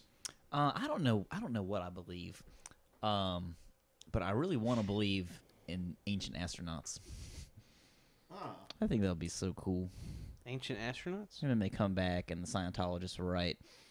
Do you believe in aliens? That's the thing. I really, I don't know if I want to or not, but I mean, there's got to be something out there. Did you know that the Earth is hollow? Ben's just gonna start throwing them all out. He spent time on a website earlier today and was like, he was like, just looking up all conspiracy theories. I was like, it's one of them said that George H.W. Bush was a Nazi sent to destroy America. Oh, I saw a picture of an alien shaking hands with Hitler So you do believe in aliens? earlier. Not because of that picture, but He believes in Hitler? I think so. Okay, you believe in aliens? I don't have any proof. I believe there's something out there. Yeah. But one of the things you got to think about is like there's billions of species of animals on this planet, right? Mhm. Like of life on this planet. Yeah. Whether it be plants, animals, Single cell organisms. single cell organisms, guys who live in their mom's basement and have a degree but work at a seafood restaurant and they're looked down upon by Ben, Mm-hmm. smoking Marlboro Reds. Mm-hmm. But only one of us is really like technologically advanced. Only one of these species is really self-conscious and self-aware, and that doesn't exist. So like the chances on this earth of even there being intelligent life were far, far, far, far slim. Oh yeah. So they're just as slim out there in the wild. So I think there's life out there. Yeah. How developed that life is, I don't know. Right. But that's the thing we can't know. But I really want to it's just really interesting to me. And again, I can't say if I believe it or not. But like the idea that some outside force, be it like some I don't know if like I'm not one of the Lord. guys that believe that exactly that like the Lord, the Christian the Judeo-Christian God. Yeah, here's where his conspiracy theory gets us fired. Okay, cool. Is right. There we go. I was looking for that earlier. Yeah. That he is an alien. It's possible. Oh, okay. Never mind. That's not going to get us fired. I don't think God's an alien either. Wait, so I don't. So you entertain Clarify. the thought. Wait, did you entertain the thought for a moment that God might be an alien? I do entertain that thought, like the idea. Like of, on a regular basis. Not on a regular basis. No. Like every week you have a little alarm on your No, phone that's like, like- contemplate the alien existence when of the I kneel Lord. on my bed and I'm like, God, if you're an alien, take me away, because I'm done with this planet. But no, but I mean that's possible, right? That God's an That alien? God's an alien? No. Yeah, come on. Nah, it's not really Not possible. in the way I view Or the like world. or like an extra dimensional. I don't know. But Yes, he's... yeah. Moving on. Okay. Moving on. We'll talk about I'm this. trying real hard to get you fired. You're not going to get me fired. Okay. I'll get me fired. You don't have to worry about it. Okay. All right, Ben. My other stupid one. I can't remember the guy's name. And I don't remember at all his entire theory. Tankersley. But the theory is called the Cube Day, I think. I think that's what it's called. I think it's called the Cube Day. Is that what it's called? Is it not it called was that? like cube time theory or something like that. I don't know. Who cares? I'm going to call it the Cube Day. So it's okay. If the guy wants to step up in the chat and correct me, that's fine. Basically, the thing is that there are 4 days It's happening. called time cube theory. Time cube theory. Okay. Basically the theory is that every day is actually 4 days that are simultaneously happening, and he has like a whole like long drawn out thing that you can read at timekeeptheory.com. I'm not going to talk about it really much more than that. Just kind of interesting. There's a quantum theory, sort of similar to that. It's like a play on time. That in every life or death situation that you enter, you actually die in it, but then you regain your consciousness in another dimension where you survived that life or death thing. So there is a dimension where something life or death happened to you, and your wife is actually mourning the loss of you in that dimension, but your consciousness transferred to a new dimension.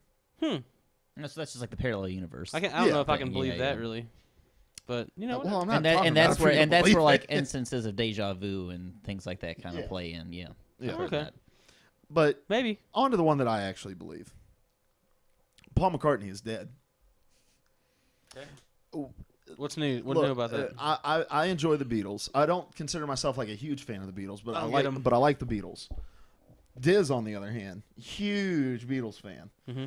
And he started digging into this Paul McCartney being dead theory that kind of started in the late 60s, early 70s. But basically, there was a car crash in January of 1967 that involved Paul McCartney's car. And people think that he died in this and that they replaced him with a body double. And so nobody noticed. And then this began to gain some traction with some clues. And I'm just going to read this Wikipedia article because everything on this is true. Hundreds of supposed clues to McCartney's death have been reported by fans and followers of the legend. These include messages perceived when listening to a song being played backwards and symbolic interpretations of both lyrics and album cover imagery. One off-sided example is the suggestion that the words spoken by McCartney's bandmate John Lennon in the final section of the song Strawberry Fields Forever are, quote, "I buried Paul," end quote. Lennon later explained the words were actually cranberry sauce. I don't believe that. He buried Paul. Another is the interpretation of the Abbey Road album cover as symbolizing a funeral procession where Lennon dressed in white symbolizes the clergyman or heavenly figure, Ringo Starr dressed in black symbolizes the undertaker or mourner, George Harrison in denim jeans and shirt symbolizes the gravedigger, and McCartney, barefoot and out of step with other members of the band, symbolizes the corpse. So, I believe that Paul McCartney now is a body double, and that Paul McCartney died 40 years ago, almost 40 years ago. No, almost 50 years ago. That's astounding. That is an astounding theory. Did I convince you? Maybe a little bit. I was half paying attention. I'm just kidding. I was paying attention. That's kind of interesting, especially the Abbey Road thing. That makes me kind of. I don't know. I'm looking at it now even closer. Yeah, man. I just never thought about like he's out of step. This is why I wish the screen capture was working, and he's not wearing shoes. I used to think that, stupid dog. I used to think that that it was because he was the only one that was alive and he was like predicting their deaths. Ringo Starr is not dead. He's not? No. Oh. He's predicting their deaths in the sense that everybody dies. Yes, I'll give you that. Well, never mind. I thought Ringo Starr was dead. No, Ringo Starr is not dead. However, I don't know if I believe this theory because I believe this theory, or if because I want to believe this theory because it's creepy. Like, if that album cover is really paying homage to the death of Paul McCartney, that's creepy. It's really creepy. But the fact that they got a man who has taken on the identity for the rest of his life as being Paul McCartney to enter into this this photo shoot and to kind of secretly out who he really is. That's my thing. Like, why, if there's such a big thing to keep it hidden, why would they make that like a clue within the album cover? Because it's about the mystery. It's the art. And we're talking about it. This album came out 40 years ago. And we're talking about it on a podcast right now. That's true. And there's a picture of them in the Abbey Road photo shoot where they're all about to get ran over by that double-decker bus right there. Yeah. So I've changed it. I believe all of the Beatles are dead, including Ringo Starr. So you're not dumb anymore. See here, why I don't know. Like why does he not have shoes on? That's the weirdest thing. Why is he not wearing shoes? Right. That wasn't like his thing. But anyway, what's up, Darth? Off Dev. All right, we're gonna stick around. Is Bart dead? Maybe. This is a Simpsons version of Abbey Road. Ooh, Bart is going to die this season though.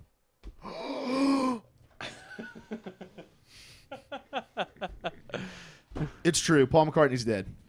Simpsons confirmed it. Simpsons did it. All right. That's it. We're going to stick around in the chat for the after party lounge. Zephyr never showed up today. Very surprising. I know, it was weird. We miss you, Zephyr. But let's go around the circle. Give her information. I'm Hoobomb Trady. You can find me at all one word Hoobomb Trady on PlayStation Network. You can also find me Hoobomb Trady 3 words on Xbox Live, and then I stream on Twitch. No, you don't. I Don't have even streamed on Twitch before at Hoobomb Trady, all one word. Don't even bother. I'll stream more often. But if you're going to stream, do it from the Player 3 podcast. Then. Okay, well then don't look at me on the Yeah. on my. Just forget your own identity and Right. become a part of the hive. My name's Seth. You can find me on the Xbox Live at Dongzors. That's DONGZORZ, Dongzors. Or on PlayStation Network at Buttzors, BUTTZORZ, Buttzors. Kind of got a monopoly on the whole lower body thing going on. That's it. Awesome. I'm Luke Croft. You can find me on Twitter at TK from Antioch, PlayStation Network at what's my place? What is my at Lodger Blackman. Okay. LODGER Blackman. And then you can find me on Xbox Live at Download a Hoagie. We are the Player 3 Podcast. Watch us live every Monday at 4 o'clock, and not Thursday at 4 o'clock is 3 Topic Thursday at twitch.tv/Player 3 Podcast. Find us on iTunes, Podbean, Stitcher, youtube.com/Player 3 Podcast, all of those sorts of things. Make sure you hit that follow button. If you're in the chat, stick around. We're going to chat with you, but this is it for the audio portion of the podcast. We are the Player 3 Podcast. Player 3 Podcast! P3P. Boom, boom. Hello and welcome to the Player 3 Podcast After Party Lounge, where butt bucks exist. In this wax picture of Paul McCartney, he He's has wearing sandals flip-flops. on. That's weird. I don't like that. It's not true to form. Get that picture off your screen. I don't like it. It's not true to form. Nope. Oh, we got a bunch of new followers today, so let me give some shout-outs to our new Are followers. we going to talk about God being an alien yet? Okay, explain this We to will me. not talk about this. I want to talk about this. No, I'm not. It's just an idea. I don't actually believe that. let me do these shout-outs real quick. Okay. Thanks for the follow, Darth of Dev, Stotty Sam, Julie JE34, Trolling Turtle 12, Lightning Kingdom, Ben Plager, Pizza Sheep, Kieran Patton. You have I don't know what that says. Titan Girl 94, Gerton 500, Algisaur 10, and Tyler Hosting. Thank you so much for the follows today. We do this for you. You guys are awesome. All right, lay it on me. I don't know. Just like the whole ideas of like like Anunnaki and Nephilim being like Mesopotamian terms for like aliens, and then like hybrid human alien things, stuff like that. And like who's to say if there is an interaction between like a historical interaction or intervention of alien species in human civilization? Like what could God not be either some kind of extra dimensional alien or just an intergalactic alien? Now, when we say alien, do we just mean otherworldly? Right. I mean, if we're defining alien in that broad Yeah, see, the thing is we can't define the term, like, we can't define what kind of alien might actually exist out there because we don't know, and there's no proof of any. But are we talking like a finite? Not necessarily, no. Interesting. Like, So like there could be an alien race of things that are infinite, yes. but if it was an alien race, that would mean there were multiple. Or is this just one? Potentially, or there sufficient? A could singular be like alien. I wanted to write a paper on this in college, but I never got around to it. Like, and this is a little off topic, but kind of on topic, so I'm gonna go with it. Like, This is the after party lounge. There are no topics. yeah, okay, cool. Supernatural. If Larry were here, we could talk about this a little more. But there's Supernatural is a show which the two brothers Dean and Sam go around and like they occasionally run across like old gods and demigods and eventually into angels and demons, things in like the Judeo-Christian mythology. And I use mythology liberally. I'm not, allow me. But God in that universe are, again, the Judeo-Christian God. The God is like this huge, this all-powerful being, which he is in in our literature. But it's almost like he exists in the position of power that he's in because he is just basically that he is the most powerful. It's almost like an evolutionary thing. And like God beat out a bunch of other gods. Basically, yeah, okay. like through might in terms of Right. ability and power, like just whatever. And I never got around to like sussing out all the details and stuff like that because I graduated and I had no reason to write papers anymore. But it's always like one thing that I really wanted to go back and look into. So like from that standpoint, is it possible that he's just like in a race of extra dimensional, whatever you want to call them, beings, that he's like the alpha and omega of that? Let me make this abundantly clear. Okay. I don't believe any of that. Okay. However, the idea of God being the greatest God among a court of other gods, you're describing Mormon belief, Seth. However, Is that right? this belief, the idea that God is the greatest God among a court of gods, can be supported not necessarily through Scripture in terms of like something that is directly stated in Scripture, but rather the way that especially ancient Near Easterns talked about God as being greater than Baal, as being greater than these gods. And so I could see an interpretation of that I do not believe. I'm making this abundantly clear. That I do not believe. So That you're I not do getting believe fired. this. Yeah, right. But I could see an interpretation that says, well, the Bible, people in the Bible talk about God being greater than Baal and being greater than, all of these different gods. And so does that mean that God is truly greater in the sense of he defeated them and was raised to power like through a Mortal Kombat kind of? I don't know. I'm not talking tower about a Mortal scheme. Kombat situation. No. You're talking about Mortal Kombat. You No, pick I'm definitely God. He not. beat Scorpion, then he beat Baal, and then he beat Tom Cruise, and then he became Help, God. help me, Tom Cruise. No, not that at all. But I do kind of believe. I don't know about definitely. It's hard to say what you I can truly believe. believe because belief evolves and changes just like anything else. But in like an intertextuality between spiritual texts of the world, I do. Okay. Yeah. All right. I'm down. I mean, I'm not down on it, but I'm down. On it. Okay. I get your vibe, You're feeling the but I don't believe it. I'm not picking up. I'm picking up. I smell what you're putting down. I'm picking it up to investigate, but I'm it. not picking it up in my hands. But I'm putting it back on the shelf because I'm not going to purchase it. Okay. But I'm like, I understand that exists now. All right. Right. So yes, I don't think God's an alien. I'll allow it. All right. I'll allow it. Oh man, what's up, Holy Alper? Who's that on the right? This is Ben. This is Seth. Wait, I'm Luke. which way is the right? No, I'm not talking flesh and blood delinquent. Right. To them, right would be Seth. Anyway, I'm Ben. Hello. It's me, Ben. Monomega says, "Where does our universe end? What if our whole universe is one small electron in another dimension?" I absolutely believe that. I wouldn't. The universe is infinite. It's huge. Right? Yeah. The No. universe is immeasurable. There is a boundary to it, but it's Neil deGrasse Tyson talks about it. But that's theory, and there are people on differing sides of that opinion. Yeah, right? that's If you true, try to but- put the universe in in a tube, like the thing is that the universe in relation to the Big Bang is expanding, but at the same time it can also reach a certain point and shrink. So like there is supposedly, depending on who you subscribe to, an end to it.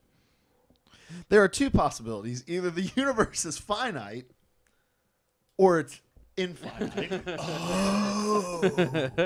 it clarifies so much. The delinquent brings up the multiverse theory again, just the idea that there are multiple dimensions and infinite numbers of dimensions where every decision I make, there's a universe that exists where I make the opposite decision, and there's the fallout from that. Mm-hmm. But how far down does that rabbit hole go? Do I picked to wear this shirt today. Is there a universe where I picked to wear a different shirt and became a celebrity as a result of it? I really dig that, and I think it would be really cool if there was a game about something like that, like where you live in kind of almost in like a Slaughterhouse 5 scenario. Are you familiar with that, Kurt Vonnegut? All right, Slaughterhouse 5 is like a classic of like postmodern literature, where the premise is that Billy Pilgrim, the protagonist, the main character, is basically he becomes unstuck in time, and like he can be in one moment of his life and then like blink, and all of a sudden he's in a past moment or a future moment, and it's really cool. And like I think it would be awesome to have some kind of like, there have been movies like that. If you can even look at About Time, the movie I was telling you about with Rachel McAdams, it was an awesome movie. I almost wept like a baby. But it would be really cool to kind of interactively have an experience like that, where you just like, whether by some means of decision or just by like susceptibility to the universe, like you're just in a different zone all of a sudden, and you like have to adapt to the experiences and how these things are different. Making any sense at all? Okay. Kinda. Yeah, you're making sense. Okay. I'm picking up what you're throwing down. Yeah. I like this stuff. This is very all too interesting. far over my head. I don't like the talking. Here you go, Ben. Here's something you can understand. You Holy gotta Opera says I watch only more know science fiction. I only know the basics, like that the Earth is flat. Yeah. Your dream is to one day go to the end of the Earth and fall off, right? I'd love to die that way. That'd be cool. Go out. Just with a like bang. Ulysses and Dante's fiction. Let me ask you this: how do you want to die? And how do you absolutely not want to die? One of my favorite visions of death ever is, what was it? I think it was in The Meaning of Life. It was in The Meaning of Life, Monty Python, where the guy decides how he wants to go out, and he's being chased by like 100 naked women, and they just basically chase him off a cliff. Have you seen that? That's how he You wants to haven't seen that die? far? We have this conversation like every Okay, that you haven't seen The Meaning of Life, I understand, but you said you've seen some of it. And Yeah, that's- I've seen parts right. of it, but I haven't seen that. That's a vision. I want to go out. Are we talking like really straight up how we want to die? Yeah, man. I either want to be sleeping or just so high on morphine that I just kind of slip out of existence and subsequently into another dimension. And subsequently, I become an alien god who enters the Mortal Kombat tower to try to defeat the one true God. Seth, how do you absolutely not want to die? Fire. No, amen. to that. Just Amen to that, any kind brother. of fire. Oh, I mean, hold on. if once- there's fire around, like I can take that. I do not want to be burned alive. Oh, yeah. Or burned in general. Murasame 504, hello to you. I'm new here. This is just a random topic talk show. Right now, we are in our after party lounge where we just talk about whatever we want. You just missed the podcast where we talk about video game related news. But don't worry. You can find that on iTunes. You can find that on Podbean. You can find that on Stitcher. I'll drop some Blueberry. links in the chat. Ben, how do you want to die? I want to die in the most ironic way possible. Such Don't care about pain, really. I don't care about like Like he wants to How I die? wants to have been with his wife for, all of his life, the same woman, and he's never been with anyone else, she's never been with anyone else, but somehow he contracts syphilis. No, that's not really what I was thinking. it's ironic.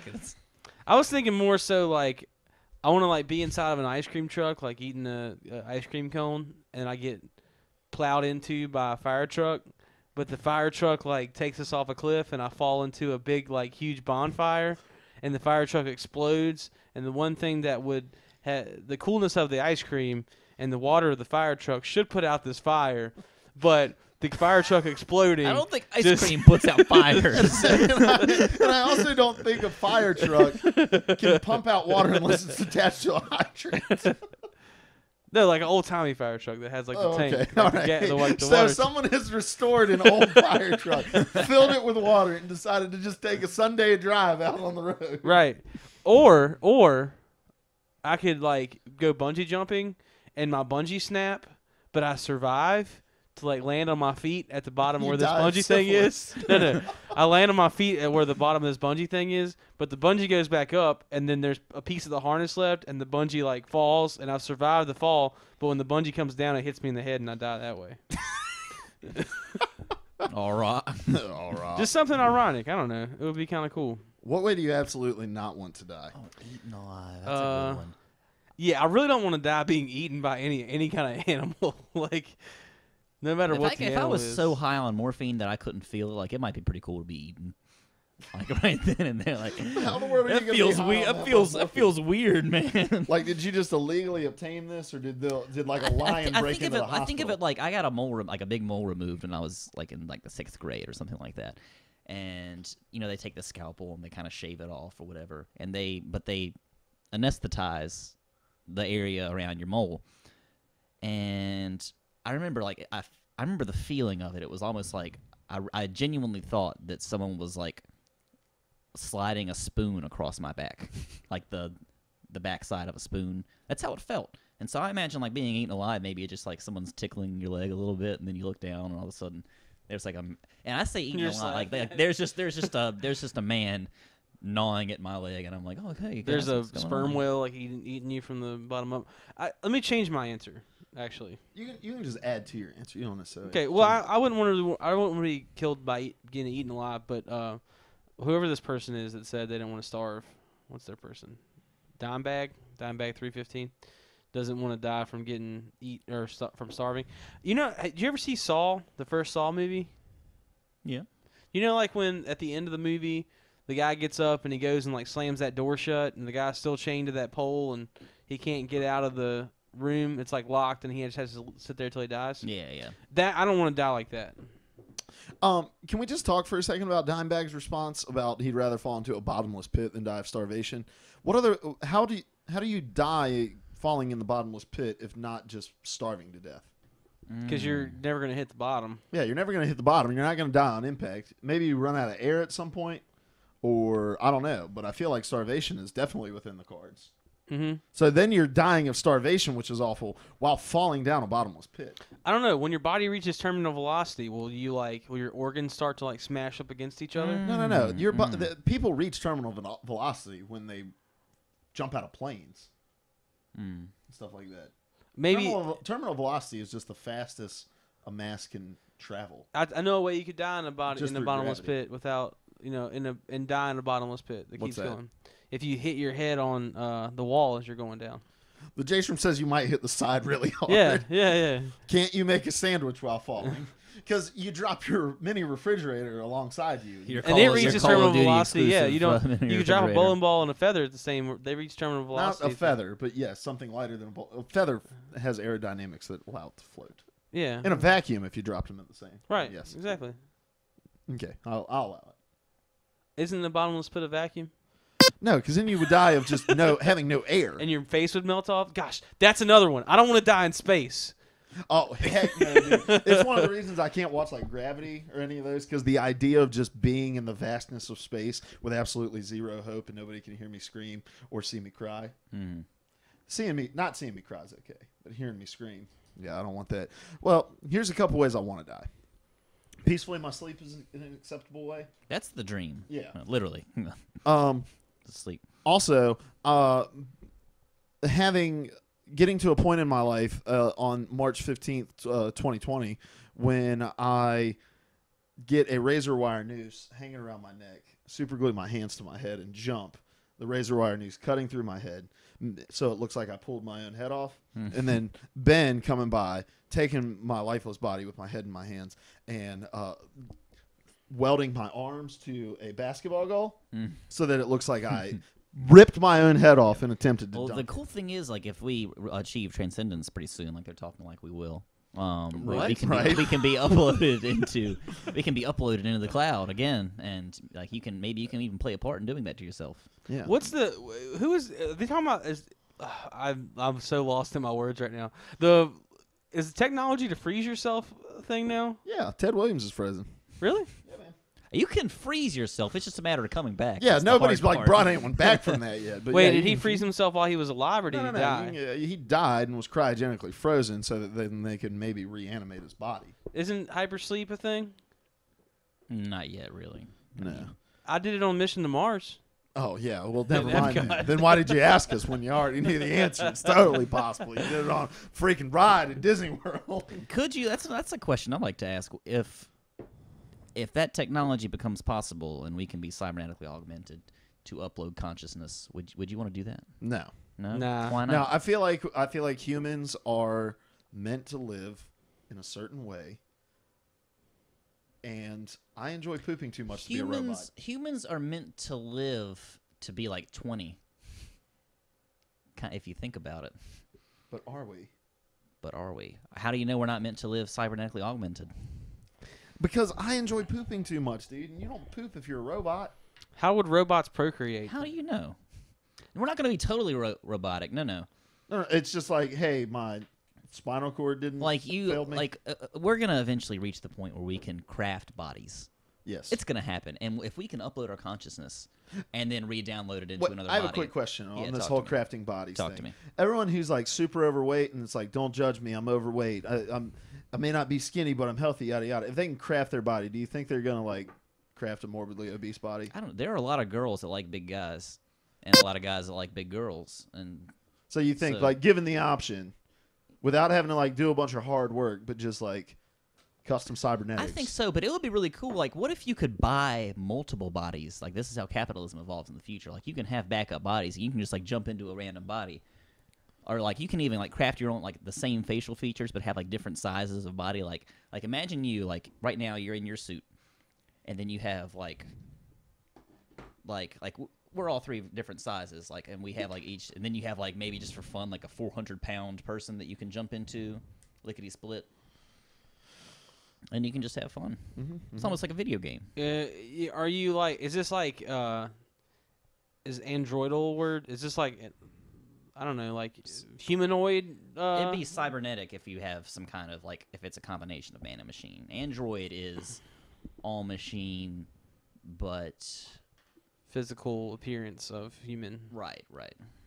Let me respond to some people in the chat. What's up, Geekster DE, Boss King 63, and Busy Moose? I can't read it. It's in that stupid lime green. And yeah, this table needs some structure. I bought this at a furniture store. Then was giving it to me at a heavily discounted price because it does this, but I just haven't got around to fixing it. Anyway, back to the ways I want to die here for a second. My other way of dying is I get a stay-at-home job, and I order all my groceries from the internet, and I gain. You can do that? Yeah, man.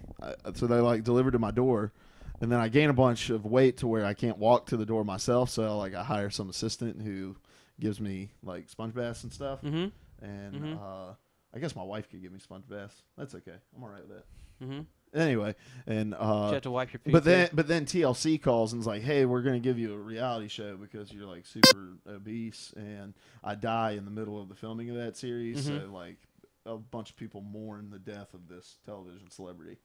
On camera, you die?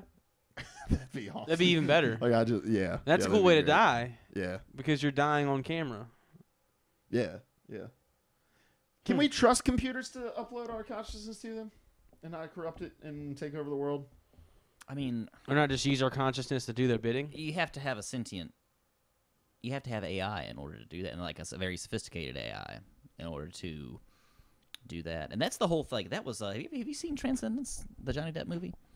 That's the whole thing. Is like he could be this really benevolent thing and be like a blessing upon humanity, or he could be like a world's worst nightmare. And it's like a really huge part of the movie is kind of balancing that out and trying to like, because no one trusts this thing as soon as they find out about it. It's like the banks. Right, we got to watch that movie. We should watch it. I'd like to watch it. You don't trust the banks? People that don't trust the banks and don't trust vaccination. Whoa. Trusting the banks and trusting vaccination are two totally different things. I don't think so. No. See, like we just bought a house, and I was like, we're not getting our mortgage through a bank because banks sell off mortgages, and like your mortgage goes just somewhere completely different. Like that is a completely legitimate thing to get concerned about. Me believing that a vaccine is going to give me some sort of Down syndrome. That's completely asinine. I don't know, bro. Those are two totally different things. If my mortgage is getting outsourced to some company in a different country, and when I call, I'm not even talking to someone who knows me. If we're talking mortgage, yeah, but I'm talking like just a bank in general. Well, bank people are corrupt people. They can be. Very much so. They can be. Then again, doctors can be too. Exactly. I don't trust doctors either. Or vaccines. They give you Down syndrome. So you don't... Okay. I'm totally kidding about that. Oh, anyway. And then the ways I would absolutely not want to die. I don't want to die being burned alive. That would be awful. I also do not want to drown. I've heard it's really peaceful. What? To drown. Have you ever held your breath for a it's long time peaceful in a bathtub? when you lose consciousness, but it's probably horrible from the point you hit the water to the point that you. Yeah, suffocation would suck. But I also Suffocation is about 9/10 of drowning. But I also don't, and I never became aware of this until I listened to, and I highly recommend this podcast, and it's called the Knife Point Horror Podcast, and it's a guy, just a single voice, telling a horror story in the first person point of view. I will find a link to it and drop it in the chat. The Knife Point Horror Podcast. And drop it in the chat. But there was an episode a couple weeks ago about a guy who had an uncle who became conscious during surgery. The anesthesia that paralyzed his body to where he couldn't speak was still taking effect, but he had regained consciousness, could feel all the pain and all of that sort of stuff, which drove him into insanity to the point where he killed himself. No. Bubba. But I'm never having surgery. Give me all the vaccines and Down syndrome. Only surgery I've ever had is like getting my wisdom teeth taken out, and I was so scared. Yeah, I've never been knocked out. And I thought I had appendicitis, and it turned out I just hadn't pooped in 4 days. I was like, I do not want to have surgery. I absolutely don't want to have surgery. When I got my wisdom teeth cut out, I woke up on the fourth one. Mm-hmm. They were pulling the fourth one out, and I woke up. It was awful. I woke up, and it was the weirdest experience ever. Like I was just high. And, like, I remember waking up and just cursing vehemently under my breath, just like, and I'm wondering how long I was doing it for, and, like, my parents were there. I don't know if they heard me or not. I was underage at the time. That would have been embarrassing. The doctor's probably like, good God, what's this? Who'd you go to? Because I was, what was his name? Julian? Yeah, Julian. You know he kisses you on the forehead when he puts you to sleep, right? What? He does. Is this true? I've heard this. What? Is this He true does. or is this made up? He'll just kiss you on the forehead and just lull you on to sleep. How do you know this? Rub your head. You don't know this. I don't know. I've always heard that. From whom? From a lot of people. How do they know they were knocked out? Well, people were there with him. Why doesn't he have the courtesy to kiss me on the mouth? I don't know. Anyway, He's very cigarette. He did compliment. too. I had this awesome. I still have the pair actually. These awesome pair of buffalo sandals, and he was like, "I had a pair just like that when I was your age," and I was like, "All right, this guy wants me." Probably. Seriously. You're like, oh gosh, a lady just stepped into the chat. She clearly wants me. She said I was cute. She did say you were cute, but that was after you went on and on about having her. Exactly. She said. Exactly. Oh man. Oh, the delinquent's talking about people who've shot themselves in the face. And lived. And survived. Kinda I saw a video one time of a dude who put a gun in his mouth and shot, and you get this thing that's called the flesh gate, like that's what forensic people call it. The dude was still alive, his jaw just flopping like a pair of pinchers, not pinchers, pinchers. Yeah, pinchers. And like he was just sitting there, like fully conscious, but he was just in such shock. I'm sorry, I cut you off, but I just had It's to like talk Fight about Club. that. Yeah, Kinda, yeah. Kinda happened. completely like Fight Club, almost exactly like it. Spoiler alert, that's the whole movie. I live Fight Club every day. I never understood the ending of that movie. Like, how did he kill himself but not kill himself? Everyone kills themselves one time or another. If you read the book, it's a spoiler alert for Fight Club if you haven't seen or read that book, which if you haven't by now, I'm sorry, and we're gonna spoil you're it. dumb. I don't mean that. You're not dumb. No one's dumb. We're all brilliant people. We're all sentient. But so he kills him. All right, he shoots himself, and supposedly, like I guess the act of defiance is supposed to have, maybe not eliminated, but subdued Tyler Durden. But in the book, there's like this thing where like he does that. Well, in the movie, like what is it in the movie that happens? He shoots himself but it like goes out of his cheek or something like that, and then he ends up holding hands with Marla Singer and watching the capitalist credit card empire fall down outside. In the book, it's very different. Like he does that and wakes up in the hospital, and he's like, "I'm awake. I'm me. Is it over?" But like, and again, spoiler alert. It's come. This is the very end. Like this is exactly the last thing that happens in the novel. He's lying in the hospital bed, and like the janitor walks by the doorway, and he's like looking at him. And I don't remember if he says something or not, but he's like, I think he said like whatever the phrase was that everyone was saying, or something like that. So the It's like, janitor it's made become clear that, Tyler? like this janitor is one of Tyler Durden's space monkeys, and he's like sitting there waiting. and it's most likely that Tyler Durden is not actually gone, but it's possible that he is. But there's a Fight Club 2 graphic novel. It's either already coming out or the process of coming out. Really? Yeah. That was a pretty cool So movie. it's not over. They made soap all that time. That was cool. That was just a movie about making soap. They did. They made a lot of soap. Do you remember why? No. It was to help make bombs. Yeah.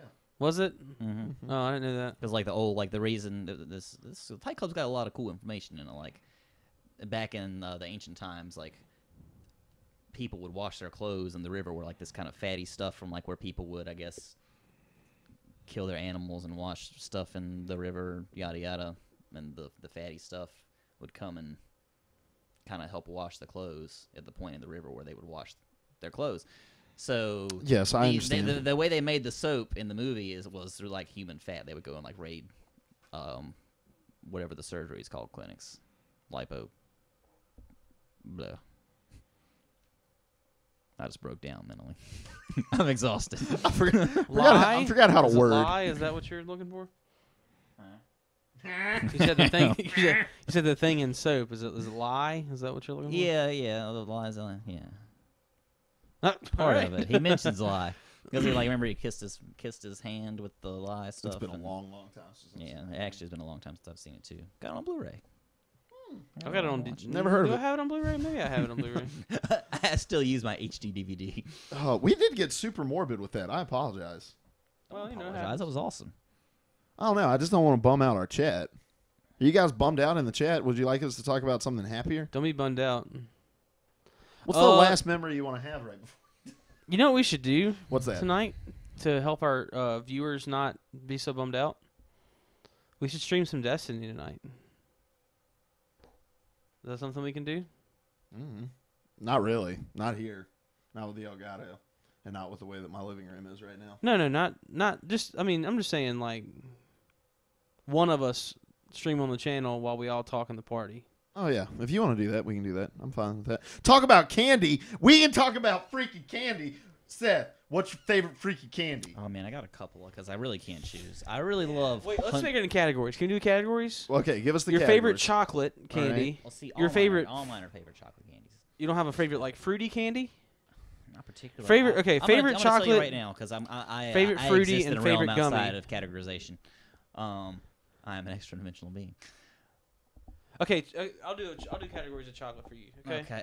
Basically, Chocolate with nuts. no, chocolate I without can't even nuts. because I don't even know what half of the stuff has in it. I Seriously. love 100 grand bars. It's got like a little bit of rice crunchy in there, and it's got the caramel or whatever. Did you just kick this party off with freaking 100 grand bars? I love 100 grand. It's bars. good, man. They're good. They're Oh tasty. my gosh.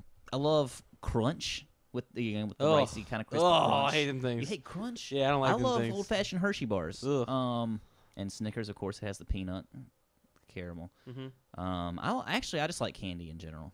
Just chocolate candy though, apparently. Well, no, I like some fruity candies, but all my go-to is chocolate. Okay. All right, what fruity candies do you like? See, I don't really eat them enough to know, but I like them. I like Skittles. Okay. I like Mike and Ike's. Mike and Ike's probably my favorite fruity candy. That's my favorite fruity candy. Yeah. Yeah, Mike and Ike's definitely. All right, what are your categories?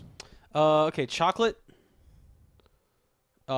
fruity, gummy, chocolate with nuts, and chocolate with some kind of like crazy, like weird, different thing that's not nuts. So other than nuts. All right, so just plain chocolate. Like chocolate, nothing in it. chocolate plus an ingredient. So it can be chocolate and something. Okay, the zero bar. Okay. The zero bar. I love the zero bar. I cannot tell you what's in it. It may have nuts in it. I don't know. Okay. But it's white, and it's delicious. The zero bar. See, I feel like the zero bar is super underrated. Yuri Sinclair says Butterfingers is his favorite. Yeah, Butterfingers, they're right on. The J-Strom says just straight chocolate. But yeah, zero bars for that. Mm-hmm. All right, what's the next category? Fruity. Fruity is Mike and Ike's. Mike and Ike's may be my favorite candy, hands down. Hold on one second. Hey, honey. Come here real quick. I'm going to get my wife in on this discussion. She's probably going to be mad at me. All right. But, hey, we're talking about candy. You want to talk about candy with us? We're just talking about our favorite candy. Hold on. What'd you do with the microphone? It's over there on the thing. It's right underneath that. Grab that microphone real quick, It's in honey. that pocket right there. Because They want her and Katie wanted to do 3. They talked. They didn't want to. They talked Oh, about she doing 3 broke topic it. tours. Oh, Just click it up on the thing. You ever see it? Holy Opera says that Here you go. Norway doesn't Let me see have it. any exciting candy. Yeah, you got it. It's very sad. You got it. There you go. All right, got it. come on around here. I have to get You gotta go on camera. Yeah, Yeah, come on. You're beautiful. be on the camera. My wife, ladies and gentlemen. I'm gonna turn. We scoot down some so we can all get in. All right, here. we're all getting in the shot here. Is there a chair right there? No, No chair. there's no chair. Oh, I that's can right I can sit on You this. want my row. chair? Okay. No, that's It's not gonna get you right there. I don't think. All right. He's broken this down into categories. Oh, you're still not in the shot. You should be. If you're in front of my computer, you should. Yeah, there you go. There you go. You gotta look here to see the shot Okay. on that computer. All right. Favorite chocolate candy that doesn't have nuts in it, but it can have anything else in it. Ben made these categories. I didn't make the categories. So it's chocolate with one ingredient, no nuts though. I picked the zero bar, but I don't know if that has nuts in it or not. What the heck is in a zero bar? It's like nougat, isn't it? Is it nougat? I like the Milka Hold it. chocolate. Hold it. I like the Milka chocolate bars. What is I that? guess chocolate. they're made in Europe, I think. Milk of chocolate. But Oh I my think gosh. they may be European. made. All of our fans will know Yeah. because most of them are European. So We had an exchange student from Germany that brought them to us. And they sell them here too, though. I'm sorry. Yeah, you just gotta He's get gonna in eat there, it, Mike. just Yeah. eat it. Eat the mic. Toblerones? What's a Toblerone? What is it? I've never even Oh, heard that. it's like a triangular thing. You get Yeah, them it's at like a pyramid. they're like a pyramid. Is it milk chocolate? I think it's got caramel in it. Does it have caramel in it? Well, I think they got different ones. Actually. I don't know. Okay, so Milka chocolate. Can I get sushi? Yeah. Milka chocolate bar. All right. Fruity. Fruity is the next category. Hold on, I'm looking up what's in a I'm zero pretty bar. sure that a zero bar has just got straight up semen in it. It no, it has caramel, peanut, and almond nougat. But it's nougat. It's all nougat. But it's all like mushed So does that together. does so that that counts as count? one ingredient. It's all mushed in together. That can be So you think nachos is like one ingredient? that could be your two or more your two or more things. So give So me I've a got to one go ingredient. back and do a one ingredient. One ingredient, yeah. How many? Let me give you an one-ingredient example. bars are Let me give you an there? example. I'll do my one ingredient. White chocolate Kit Kats.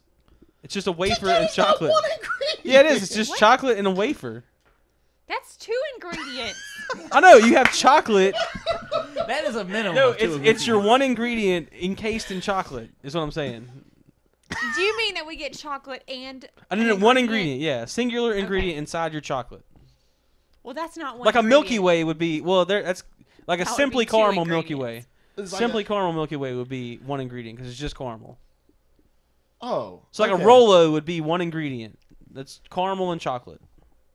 All right. Well, I'm gonna go the Ghirardelli sea salt Oh, yeah, those caramel are- those- chocolates. The dark chocolate or Yeah, just the Yeah. dark chocolate. Pretty Yeah, good. those are That thing's delicious. awesome. They're I pretty love good. salted caramel anyway. I like just straight salt. I don't care one bit about my heart. Yeah. That's I just True. sometimes I just eat salt Okay. for dinner. Bowls Okay. of salt, just bowls and bowls.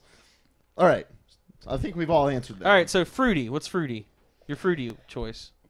Is that like Like Skittles and Yeah. Starbursts. Non-gummy fruity are candies. those gummies? Those aren't really gummies. I'm just saying. Get that mic I'm in. just Those clarifying. aren't really gummies. I'm just clarifying. Yeah. What's the difference between a gummy and a fruity? Because like nerds are fruity, but they're not gummy. So that's what I'm saying. It's fruity, non-gummy candies. What other than nerds is Sprees. What about- Starbursts? like you got Smarties? You got Smarties. You If anyone picks Smarties in any of these categories, I will kill them. you got Skittles. Yeah, it's You just got chalk. yeah. Do you have an idea of anything in this category? I don't like hard candy. Okay, we can just say fruity encompasses gummy. Warheads. And What about Warheads? What do they non- count as? The Warheads count. Yeah, All right, Jolly boom. Ranchers. Sold. Warheads. Jolly Ranchers are fruity, non-gummy. No, Um, I'm on Warheads. Any kind of like the strawberry things that have like the gel in the middle of them. Oh yeah, the things that just appear in random places and you eat them. Those are good. Lemon heads. No, No, no, get seriously. out. Get There's, out. there's not a I'm single person in Skittles. this universe. Any kind of lozenge, really. That's not. Those are totally different things. I really Wait, love. I when you're really sick. love Nicorette. Lozenges. Wait a minute. Are you saying that Skittles aren't? They're not gummy. They're chewy. They're not gummy. It's different. Gummy is What like. about Chewy Sprees? Are Chewy Sprees allowed? in Yeah, this they're category? allowed. Yeah. Yeah. I'm gonna go okay, Chewy. Wait, where's a Mike and Ike? Gummy. That is gummy. There's no hardness to. Can I just point this out real quick? Storm Eagle 150 comes in and says, I just entered this podcast, but the MacBooks instantly put me off. Bye. Sorry. I don't care. Why did you feel the need to comment that? Yeah. All right. I'm going to go sell my laptop now so that we can keep Storm Eagle around. All right. So, yeah, Mike and Ike's would be gummy. I don't understand these They're not categories. encased in something hard. Like, Chewy Sprees are hard. Right. But no. Mike and Ike's have a candy coating on the outside. No. Gummy But it's more bears gummy. and gummy worms do not have a candy So we're coating talking on the proportional. outside. Like it has to have 75% or more chewy. Right. Correct. You know what a gummy is. Like, a Mike and Ike is gummy. That I don't even I think talked Mike and about- Ike is Listen, like I'm gummy. fat, dude. I talked And I've about got... Mike. Like dots are gummy. Correct. Mike and Ike's are not gummy. I don't think Mike and Ike's are gummy. Mike and either. Ike's are just as gummy as dots are.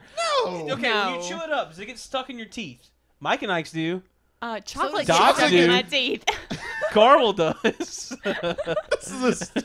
are the stupidest categories. Yeah, ever. like jelly beans would be considered a gummy. What is your favorite candy featured in the 1940s colored? Okay, so give me your fruity. Just give me your fruity. Stop arguing with the categories. Mike and Ike's. Mike and Ike's is Yeah, your fruity. Mike and Ike's are awesome. Okay. That's it. My mom used to buy me like tubes of Mike and Ike's for Christmas, and I would just drink them. Cool. I'd turn them up. We on gummy. Is that What what fruity? You can do We're fruity on- or gummy. It doesn't we're matter. Whatever on you fruity choose. slash gummy Whatever you slash decide you want to do. slash featured in a commercial that aired on the Super Bowl in the 1945 Super Bowl. Whatever you decide you want to do. I like the Haribo. Is it Haribo or Haribo? Haribo. You like the Sugar-free gummy sugar-free bears. No, not the sugar-free ones. Sugar-free.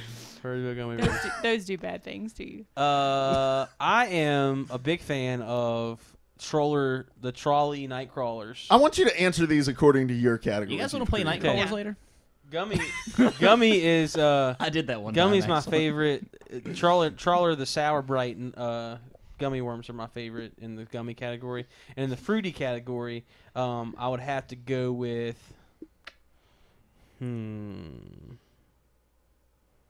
those strawberry lozenge things. There's a chair right Like- there. like Yeah, when- you can grab that chair. Like Grab when, that you're, chair. like when you're sick. Okay. Can I go sit beside Like Seth? the ones that have like Yeah, a we'll scoot this way. the ones that have like a liquid inside. Oh, dude, there's this Mexican candy. I don't know what it is, but they've got like those juice centers. Yeah, those Gushers. are good. Nah, Gushers would be. Those are in that gummies. But They're- you were talking it's about gummy. things It's with a got liquid juice on center. the inside. My wife's butt just all up in the. I am so sorry for that. Is she on the thing? No, Yeah, she's no, here. no, no, All do right. not apologize. All right, next one. Chocolate with nuts. Chocolate with So nuts. nut being the prominent ingredient in See, Snickers? here I'm going. You're going Snickers. Yeah, yeah. See, I love yeah. caramel, but here I'm gonna go super Or Mr. simple, Good man. Bars. Yeah, I was gonna go Mr. Goodbar. That's just No. chocolate and peanuts. Super simple. That's the direction I'm Would you going. count like a payday in there? Like that's not chocolate. well, it's just though. nut. It Well, has it's to be the car- it's not primary. caramel, it's chocolate. Nut has to be the primary ingredient. Can So peanut butter be It doesn't the primary necessarily- It's not ingredient? It doesn't Caramel. necessarily have to have chocolate. Just a nut of some sort needs to be the primary ingredient. What if it's peanut Peanut butter counts. Yes. Ooh, peanut butter M&Ms. Oh yeah, those are delicious. I love some peanut butter. Well, that's not actually. Oh wait. Chocolate You doesn't mean- have to you be the mean main peanut ingredient. M&Ms or peanut butter M&Ms? I like both, but peanut butter M&Ms are awesome. This is just a nut centric. Hold on. Let's freaking call out the J-Strom. He has been naming every freaking disgusting candy. He's like sweet tarts, sprees, black licorice, black jelly beans. M&Ms are good. Baby Ruth. I love Baby Ruths. They're so oh good. my god. They're so. It's Seriously. nougat and peanut and caramel. Well, what is a Babe Ruth again? I haven't had one of those. Chocolate with peanuts and nougat and caramel. It's Yeah. like a Snickers. It's a candy bar that forgot to go get itself drenched Wait, in it's not chocolate. Babe Ruth. It's Baby Ruth. Baby Yeah. Ruth, yes. Yeah, Okay. I mean, it's the candy bar that people throw in the swimming pool to make it look like something else. it's got chocolate on it. I'm thinking of a payday. Paydays are delicious. I apologize to J-Strom. I'm calling you out for the black licorice crap, though. Paydays are a nougat center covered in peanuts and caramel. That you can't get. Oh, into there's that. some nougat in there? I think there's nougat in the I don't middle. think Yeah, there's nougat. I think it's just straight up maybe caramel. it's just caramel. It's then. like a straight up stick of caramel. It's like a peanut brittle in a candy bar. Ain't no brittle in Except there. it's not brittle. There's no brittle. It's just peanut. It's like a peanut non-brittly. It's a peanut brittle minus the brittle.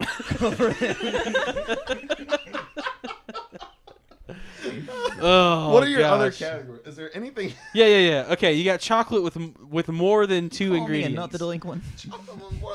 Yeah, so it's got to be like, okay, let me give you some examples. Like you got your zero bar is one that you talked about. You've got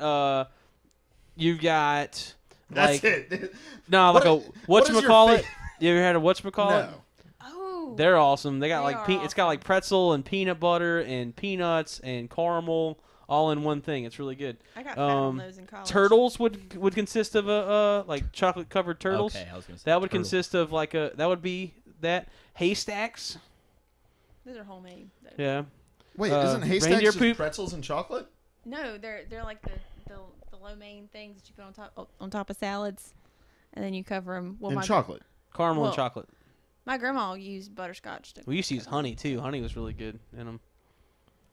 Yeah, circus peanuts and candy corn. Snickers if you would had be to in the eat two circus ingredients. peanuts or candy corn or die, All right, here we go. which would you? One more another category. Favorite Christmas candy.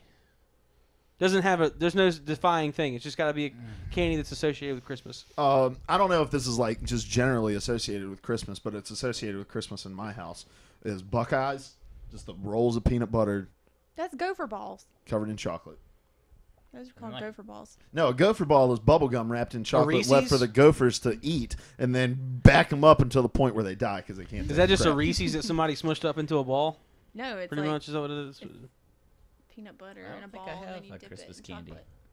Hey, we used to make these things called what was it? It's like cookies and cream something, but it was just Oreos mushed up, and you dip them in white chocolate. Yeah, those are delicious. They're good. Cadbury cream eggs are a good seasonal candy as well. No, we're talking about Easter, Christmas. though. That's See, Easter. I haven't like done Christmas. Are we gonna Eve. go do Yes, Easter candy yeah, next? yes, I yeah. haven't done We are. Christmas, like the last few Christmases, instead of like making candy and stuff, I've just been getting drunk. Sounds about right. Like Christmas Eve, I'm off work. You're just like, nothing man, to do. nobody I'm wants to getting come drunk. over. I'm getting. I can burn the turkey. Everybody hates me. I'm gonna just drink a bunch of scotch and just loathe myself. That's like my favorite Christmas candy is me eating one mini Reese's peanut butter cup and drinking 2 bottles of Maker's Mark. My favorite Christmas candy is taking a whole bottle of gummy bears and shoving them into a bottle of sangria and then just drinking the whole thing and chewing the gummy would worms. probably- My favorite Christmas candy is hitting my mom. Whoa! Took it too far. All right, favorite Thanksgiving candy. Cranberry sauce. Yeah, absolutely. Yo, If there's any, Reese's white chocolate peanut butter eggs. Yeah. Wait, aren't we in Easter candy now? It doesn't matter. When did we freaking transfer to Easter candy? Let's talk about Cadbury cream eggs for a minute. Easter, yeah, cranberry That is cream an eggs. Easter candy. Yes. Okay. What's the point? Okay, I thought you were talking about Thanksgiving candy, which doesn't exist, by the way. Except in It's like- Friends, that was Mocklet. You Oh, they yeah, wanted to make- Mocklet. Mocklet was supposed to Yeah, be we a watched that Thanksgiving. episode yesterday. Where does cotton candy play into all of this? That's a different category. We're That's gonna a get fair there. food. Just yeah, just We're gonna get just, don't worry, we're gonna get there. Stick around. In the next hour, we're gonna get to freaking cotton candy. All right. Let's talk Halloween for a second. But I have stipulations with Halloween because there's all kinds of candy you get at Halloween. It's leftover Easter candy, all that good stuff. So It's not leftover Easter candy. you get toothbrushes and things. All Halloween. right. So here's You did not get. we get leftover Easter When have candy you ever gotten like a Reese's egg at Halloween? all the time, man. Bunch of cheapos. They get their Easter candy. They give it out to all the poor kids. Anyways, okay. Yeah, okay, okay, Jason's taking my idea.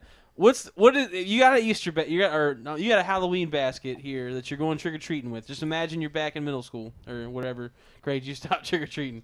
I grade. trick or treated in middle school, so All right, Make so fun I'm of in me. my sophomore year of college. Continue. what is the absolute worst thing you would want in your Halloween basket, and what is the best thing that you could ever imagine having in your Halloween basket? An apple stuffed with a syringe that is filled with the blood of a diseased pig. That's the worst thing. No. That's the best. That's thing. the best thing. No. See, the thing about Halloween seasonal candy is the majority of it sucks. Candy corn sucks. I love Good- candy I corn. love Candy corn hey. To Luke, candy corn sucks. I like candy corn. Candy corn sucks. Who said candy corn sucks up here? Dimebag315, friend of the show. Right He's there. high right now. He doesn't know. He hates candy corn. I am completely sober right now. And Yeah, candy corn sucks. I'll hear you. I don't agree with you. No.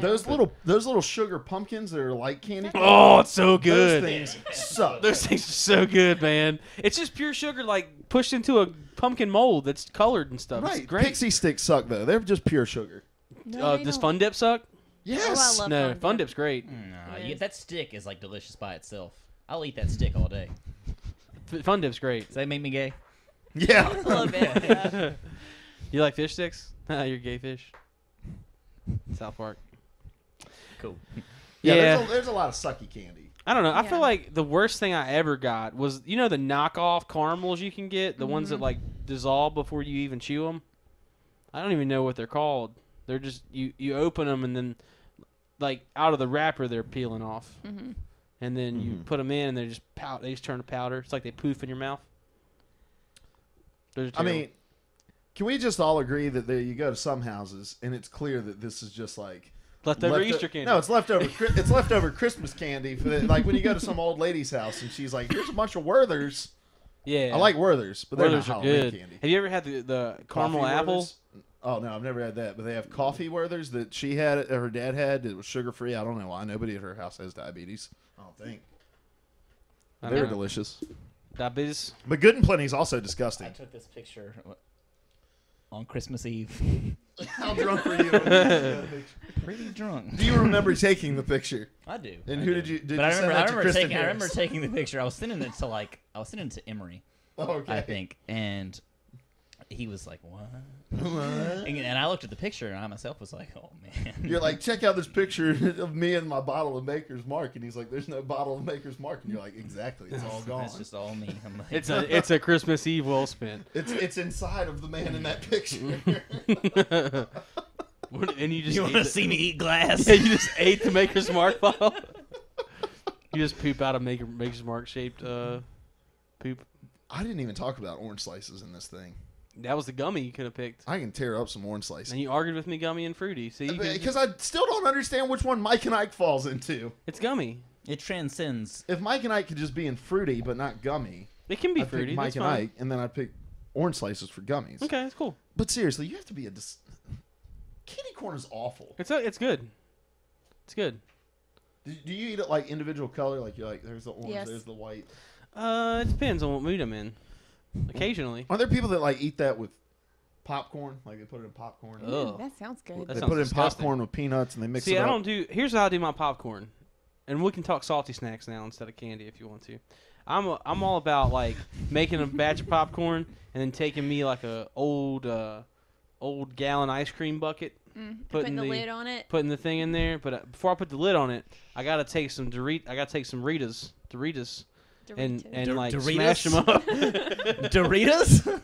and put it into there and like shake them up, and it makes it like cheese popcorn. There are with days, Doritos. There are days I wonder, like, is Ben's entire diet made of Doritos dust? It's so good, Like, man. how is he achieving eating It's 2,200 so good. calories a day of pure Cheeto dust? It's so good, man. It's not Cheetos, it's Doritos, because the That's what I nacho meant, flavor Dorito. Yeah, is what gives you the cheese popcorn taste, not the Cheeto dust flavor, because that's just straight toe fungus. I do love Cheetos. They're delicious. Toe fungus. I'm confused. Where does cotton candy exist in this? Yeah, can you get to the part where we talk about cotton candy? It's fair food. It's your fair food. Oh, Okay, it's- so favorite fair food. Well, that's not fair because fair food, like other than cotton candy, what is the other fair candy? Anything deep fried. Deep fried Deep fried Oreos. Snickers. You've got candy apples, you got cotton candy, and then you got like turkey legs. You got deep fried Oreos. and I'll take a turkey Uh-huh. leg. You got over cotton candy any churros. day. You You've got Spicy. You've got 1.5 foot long corn dogs. All right, well, You're like, no more sushi for me tonight. I'm getting 1.5 foot long corn Let's dogs. go get some. Where can we get corn dogs? I'm all Do about they have some- corn dogs at Sheets? RDI's got corn I dogs. think they do. They do. RDI's I'll got look corn it up. dogs. They have hot dogs. Oof. I know they got hot The dogs. delinquent brings up funnel cake. Yeah, Oh, funnel I'm cake. yeah. taking a funnel cake covered in 5 fried Oreos. Just That's the way. and That's eating the way it I with want. a fork made of 1.5 foot. That's the way I want. The only thing with fried Oreos is that you have to eat them when you get them. If you like wait to eat them, the bread gets all soggy. That's, and, like, that's any fried food that isn't Yeah. like fried chicken. nah. Like you can eat fried chicken the next day. I can love do like cold corn fried dogs left over. Corn dogs are fried. Oh, it's different. Like when you've got a thin layer of batter. Like corn dog is like what is that? It's like It's like a cornmeal batter. Yeah, and yeah, then the Oreos are like a pancake batter. So Right. you wouldn't eat pancakes the next day, but you can eat like a cake of cornbread or like a the next day. delicious flour batter. Is fried ice cream a fair food or a Mexican restaurant? It's a Mexican restaurant food. Mm-hmm. Yeah. What is your favorite Sopapillas. Mexican restaurant candy? Sopapillas. Yeah. Sopapilla. Sopapillas is the greatest thing ever invented when by they the actually planet. put honey on them instead of strawberries. Chocolate and whipped cream. It's good. What was the idea for a food I had the other day? I was like, I got to email somebody. Let's do this. Let's do I food have no creations. idea. Invent a food. Make a food up. We also need to go get dinner. Yeah, we do need to go get dinner. It's getting Last kinda thing we late. got. We got. Holy 6 crap! It's almost 7 o'clock. We got 6 minutes. Create a food. No. I don't remember Create it. what my idea was the other day. It may have had nothing to do with food. It's I had- following a recipe, creating food, because I can do that. What? Following a recipe and creating. I guess I don't know. No. Let me tell you about this He good. wants a new food invented right now. Let me tell you about this really good thing you guys need to try. My wife got off Pinterest that we had the other night. Pinterest, I believe is how It's it's pronounced. garlic brown sugar chicken, and That it sounds is gross. it is the greatest thing I've ever tasted. Seriously, it's the Mhm. best chicken dish I've ever had. Because the brown sugar like makes this like caramelized like stuff on the chicken. It tastes like that bacon wrapped asparagus stuff that we make. It's got brown sugar and garlic. Gosh. It's on got it. bacon in it, so if there's any disgustingness in it, it's all masked by the bacon. So good. Seriously. All right, think we're out ba- of here. I think bacon may be my favorite candy. We're gonna go eat dinner. All right. Have you ever fried bacon with brown sugar? Yes, Try it. I Put have. brown sugar on the That's bacon. what Arby's is doing now. They do it at Chat Moss for weddings. Like they'll just bring around a big old platter of just packed up bacon on brown sugar. I've never set foot at Chet Mall. So good. So good. Delicious. All right. Seth's telephone number, because we're getting out of here, is 276.